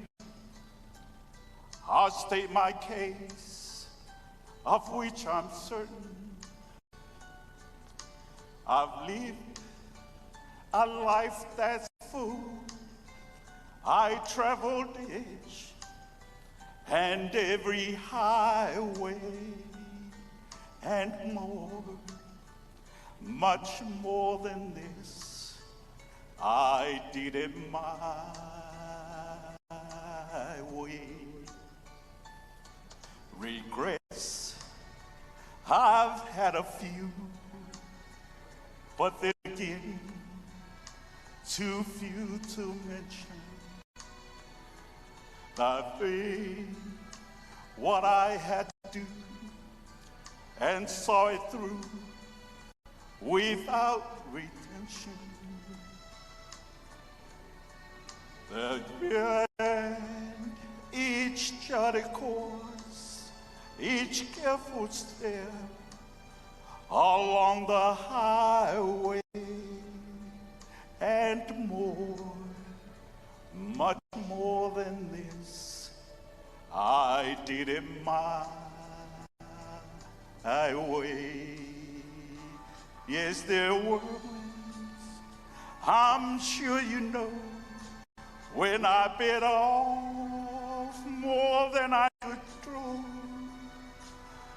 The little when this was down, I ate it up and threw it out. But they and I stood tall and did it my way. Il est soir for Yesu. Amen.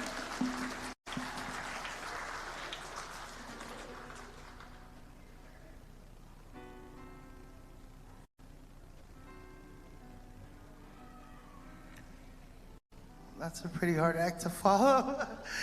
That's just my luck. But okay, my name is Karina. My dad is John, Big John, Uncle Kolu's oldest, well, no, not oldest, but older brother.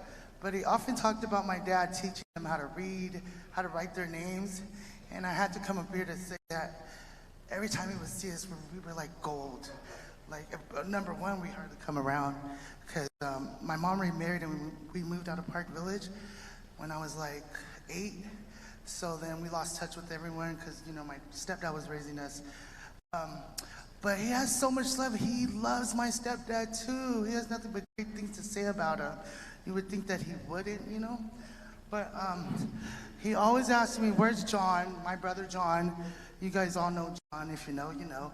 And and then my brother, Edie, do you want to say something? I'm here with my brother Edward. He always calls him Kalangoa. He says, where's Kalangoa? So, you know, too late, but he's here. But yeah, but I just wanted to say that he's so full of love. And I see it within all of the GGK, because if you guys see a pattern, there's a pattern. The brothers name their children after their sisters. That's a lot of love. Because if you think about it, we're over here naming our kids Paris, Princess, stuff like that. We're not thinking of naming them after our siblings, you know? So that's a whole lot of love. I wanted to bring that up, and I just, you know, it has like kept everyone alive and well, and the fear of God too is very important. That Grandma taught us all to, you know, put God first, even before people were getting saved. You know, I always remembered like evening prayers when I was living at her house, and Jane and Faya were the faves. But I remember, because I was little too when they were little, it'd be like, you know, she's saving, you know, like a buttered bread for Jane, you know, stuff like that. But, you know, so her and Faya were the faves. They were driving very young, I remember. Whose Pinto was that? See, that was hers. They were driving it so young. But anyway, he's my uncle. I love him so much. I wanted to come here and just let you guys know that he too was so full of love. But thank you so much.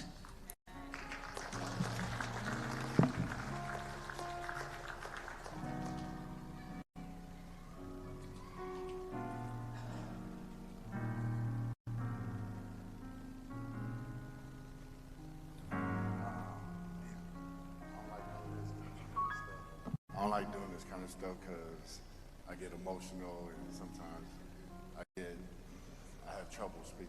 But I remember I have a couple stories. One, so I got kind of started playing basketball actually because of my uncle. I remember when they used to go to Dominion Park and practice, and he would always chase either Boley or Roger to come and pick me up. And then we would just hang out at the park with the family in the church, and that's kind of how that started. Also, the men in the Park Village used to come to my house and play pool. So one of my hustles as a youngster was racking it, and then they had to give me $1. And I remember one of the dudes, one of the older men, was like, nah, you know, we don't need you, we'll do it ourselves. And my uncle was like, nah. Give him his money, you know what I'm saying? So, but one thing, as I gradually get older and I reflect on just seeing, just remembering how the brothers and sisters were, and it shows how much they actually loved each other, because you don't know how much they fought. Like, they fought a lot, but like they would fight and then see them at the house the next day. And I'm like, dude, they just fought like, but they're at the house chilling. I was like, oh, okay. But I just remember how happy he was when he saw me at church, and he was like, are you coming all the time? I said, yeah. And he was like, good, just keep coming. So I love you, Uncle. Yeah, and I'll keep going to church. So.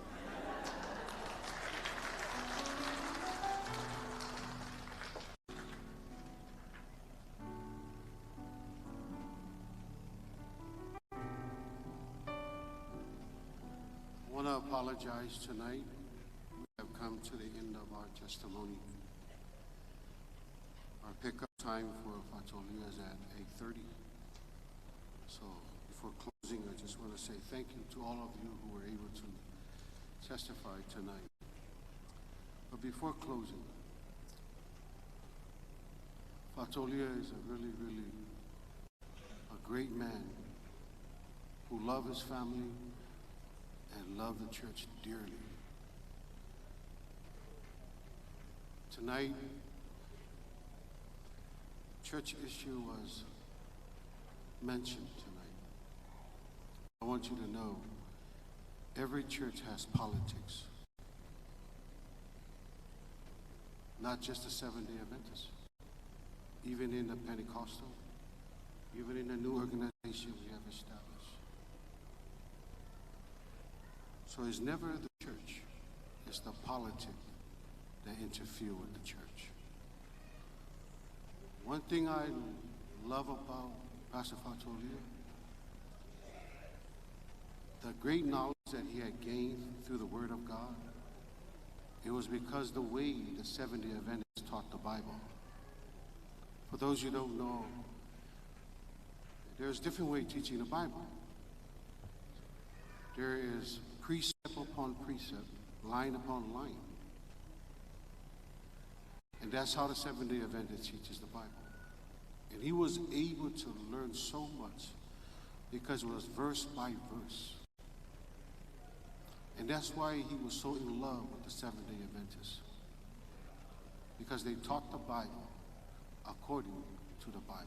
See, the Bible was made for the simple people. You don't have to have a theological degree to learn the Bible. All it requires is a person who has a willing heart, who wants to know more about God. And Uncle loved his Seventh-day Adventists. And I can tell you today, he wouldn't have this knowledge that he had if he would still be in our organization. He wouldn't. Because he was the person that would want to learn the Bible word for word. And guess what? God guided him to the church that taught the Bible in a way that he would fully understand. May not the family agree with him preaching, and that's because sometimes we are biased. But if you know Bible, Fatolia always preaches from the scripture. But if you don't know Bible, then you're biased. Every time you hear the Ten Commandments, you shut up. You close up. But every time I hear Uncle preach, I feel so blessed. That's why every family funeral we have, and y'all know, I always let him preach. For two reasons. One, I know he's not preaching his own opinion, he's preaching the Word of God. Two, because Boulevard hate when he preaches about the law.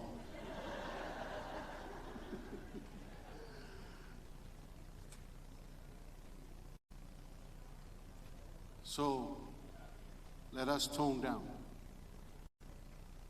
on church, because it is not church, it's the politics of the church. Uncle loved his Seventh-day Adventists. He made that turnaround. It's only by the Spirit of God that he made that transition.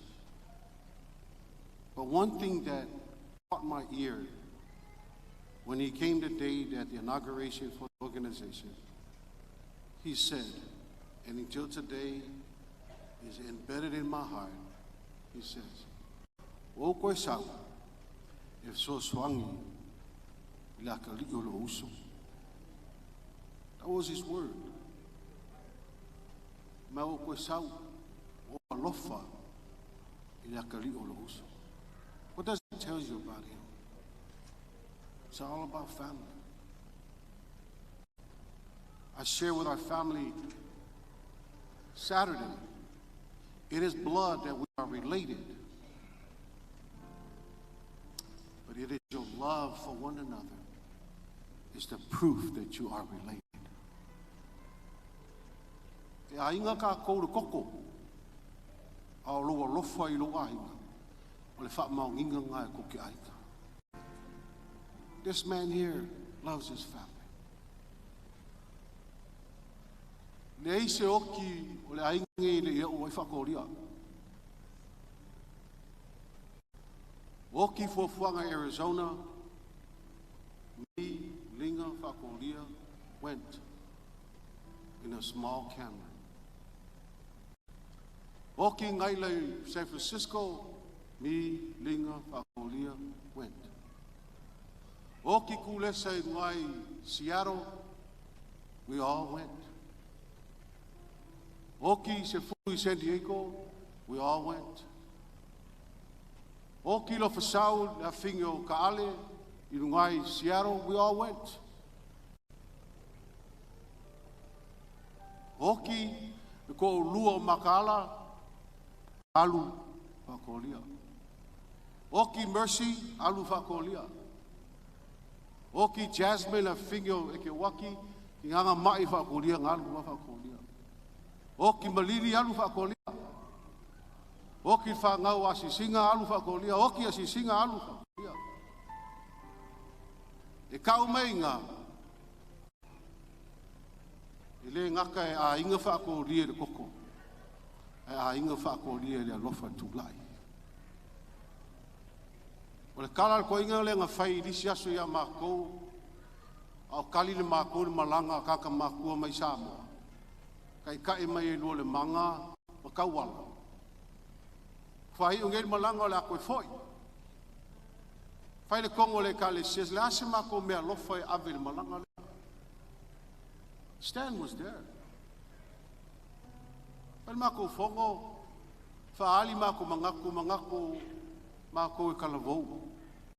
Au le kala whakoli le aso ngā, whalongo mai o kou, o le moa ulu lea, o lo whaafea ngai makangaka. E le malama o le winga kara ko inga. 2004, when I faced the church, the very first Sunday, Dad came to mind. O le moa ulu au, e whaafea ngai makangako le loko. O le winga kara ko inga, I o kou whai mele lei. Yanga I loa I o kou. I o kou whai mele lei. I lea e sa ua e kongol mako ai.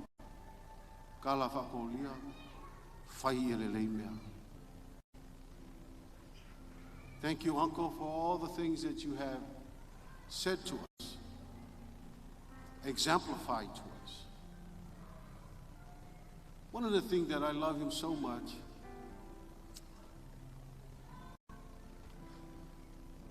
when my son graduated, I knew he was a pastor for the Seventh-day Adventists. But at the time, my dad was ill. He was bedridden. O whakul koinga, sawe whaiseka kalo whamauia le whaumolo wakari. He came with a heart that was so happy that I acknowledged him to pray over my son. And that same day I told him, Loli Fatolia, Kameki Umaye Kofa, ke mga ke sau a whau whamanguia I ai. Whau Hannah, Fakolia came and prayed over her. Whau Faithy, Fakolia came and prayed for her. Vi graduated just recently, and the old man was very ill. But he came that day to say the last prayer for the last kid. Ila ulava ia tali tonunga. Wa manuia lau whanau. Ona te talu tamalea. I just wish that Uncle would have been a little bit longer for Hannah.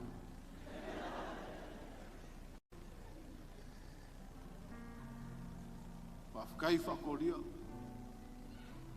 Those of you that were at my advice party, you remember the old man was sick. Angal wakwar ko inga. Gunga lofa ya kia umakamaki. My sons are doing well. My two chubbies are doing well. And I have two little boys. Just one of them just had a birthday last week. And when the pastor prayed for him, it clicked in my mind how my uncle prayed for all my kids. Okay, Lord, Pastor. Yeah, Keuro. A Fauro Wakarilia. E koe sau fue ka kaloma wha manguia.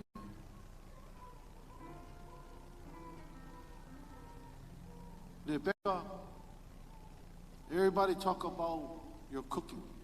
But one recipe, one food that Rebecca, that I ate that no one else can match is her meatloaf. I don't know, but some meatloaf are very dry inside, like the one they sell at Denny's. But I remember when I first ate meatloaf at Rebecca's house, I fell in love. Until this day, I can say, Rebecca, if you ever put that on paper or certified that, I tell you, you will make a lot of money. You will put Marie's calendar out of business. Because the meatloaf is lololo. Ke loa ale lololo se me de mangia. Ma fola e nasa, la songa fua, ya keleng me lololo.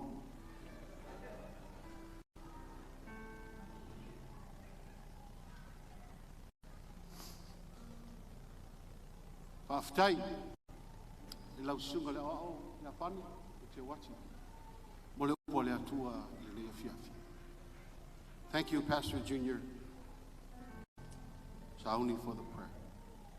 I was waiting for you guys to come in the back, but no one guided you back there. In days like this, we all need to come together to work and minister to the family. For those of you who are available tomorrow, please come. The church will be in Compton. And those of you who are available Monday, please come. Let us serve this family who have mourned their loss. Whaftai ainga I tu stele mai tu taulangi. Whaftai pule, whaftai sawea, whaftai lei, whaftai moe. Sauningo nei aso. A mai al tātu tala. Tu atu les le apanoi ainga. Let us stand. Ufi ufi luanganga.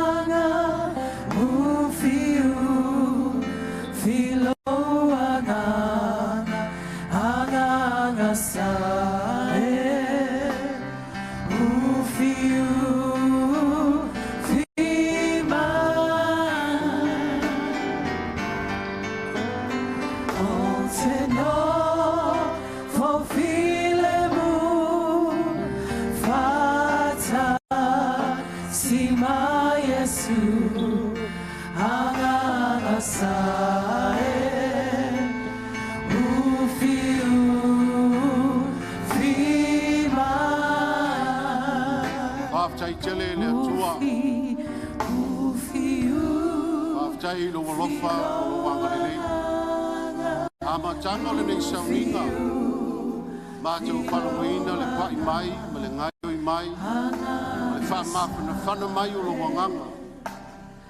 Le ngata I loto le atua o le awhia. A loto mawhinga ngalo le tina ia le peka ma le whanau. Le mātou te talo o te mā. Whauau mai pēr le atua o lau ngā ruenga. A wale eise tasi. Nā te mawhai o na taki e sea le au pong sā. Mo le loto o whanau noa. Vai nā le mana o le anganga pa ia o lau mawhia. Amanuia le tua I ainga. Amanuia I wō.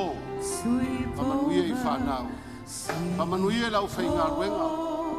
Le sa ngā rurua I le nei a fia. Awa se wha maa whananga le atua. Po se wha maa lusi au. I loto ma whinga ngalo o le nei maa fia. Ono lo swafo Yesua mātou wole pala wai. Amen. Amen.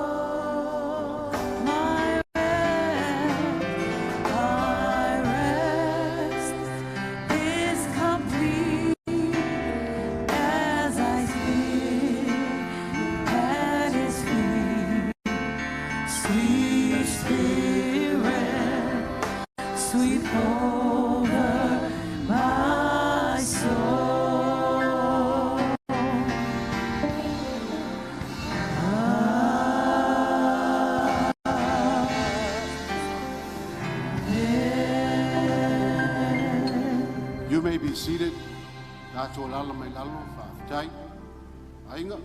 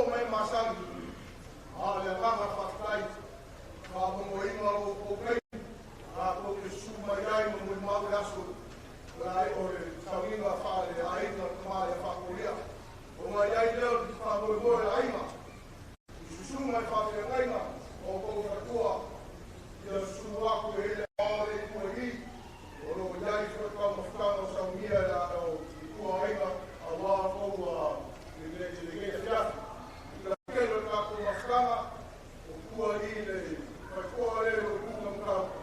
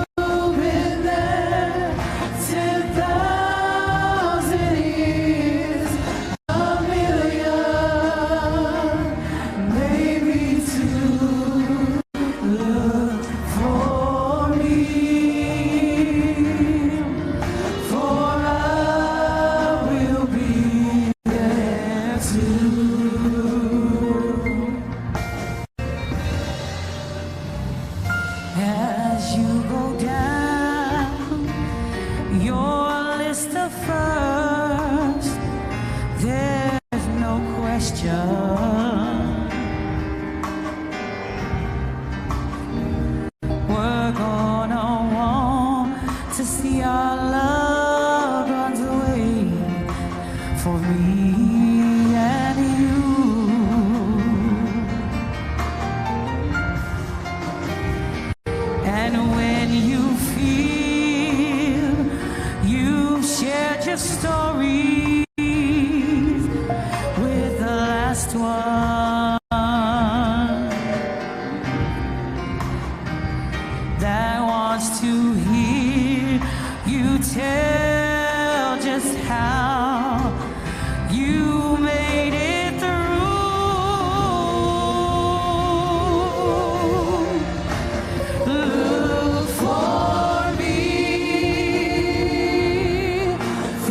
I will be there.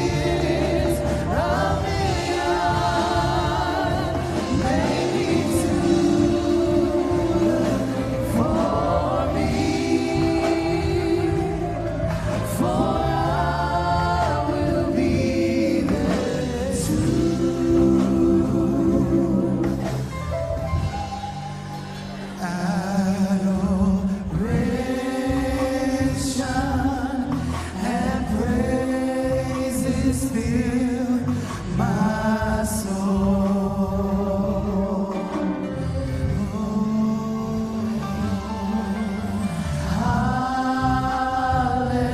Hallelujah, I will restore.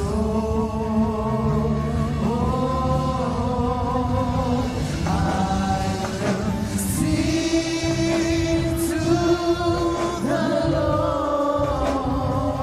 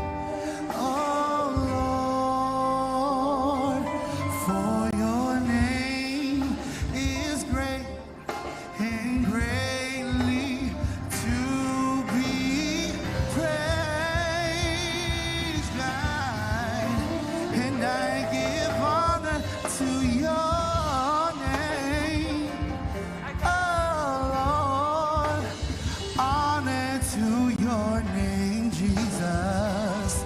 Oh Lord, for your name is great and greatly to be praised. One last time, I sing praises. I sing praises to your name. Oh Lord, praises to your name.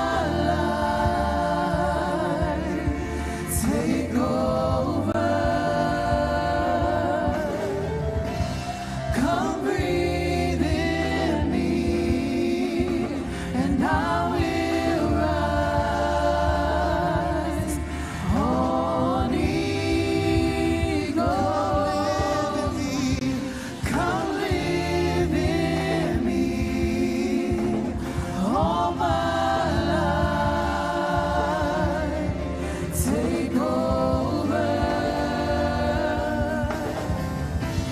Come breathe in me, and I will rise on eagle's wings.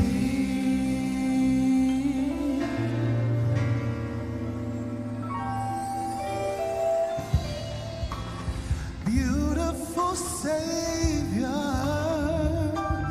Lord, I love to feel your touch.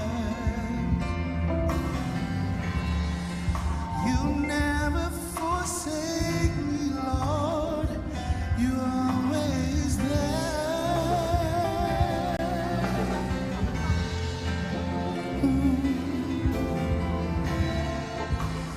Each passing moment, it's you that I adore.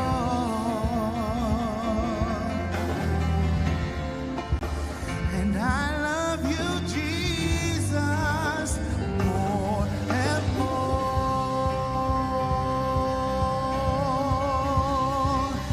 Come live in me, come live in me, and all my life take over. Come breathe in me, and I will rise on eagle's wings. Come live in me, and all my life take over. Come breathe in me, and I will rise on eagle's wings. And I will rise on eagle's wings.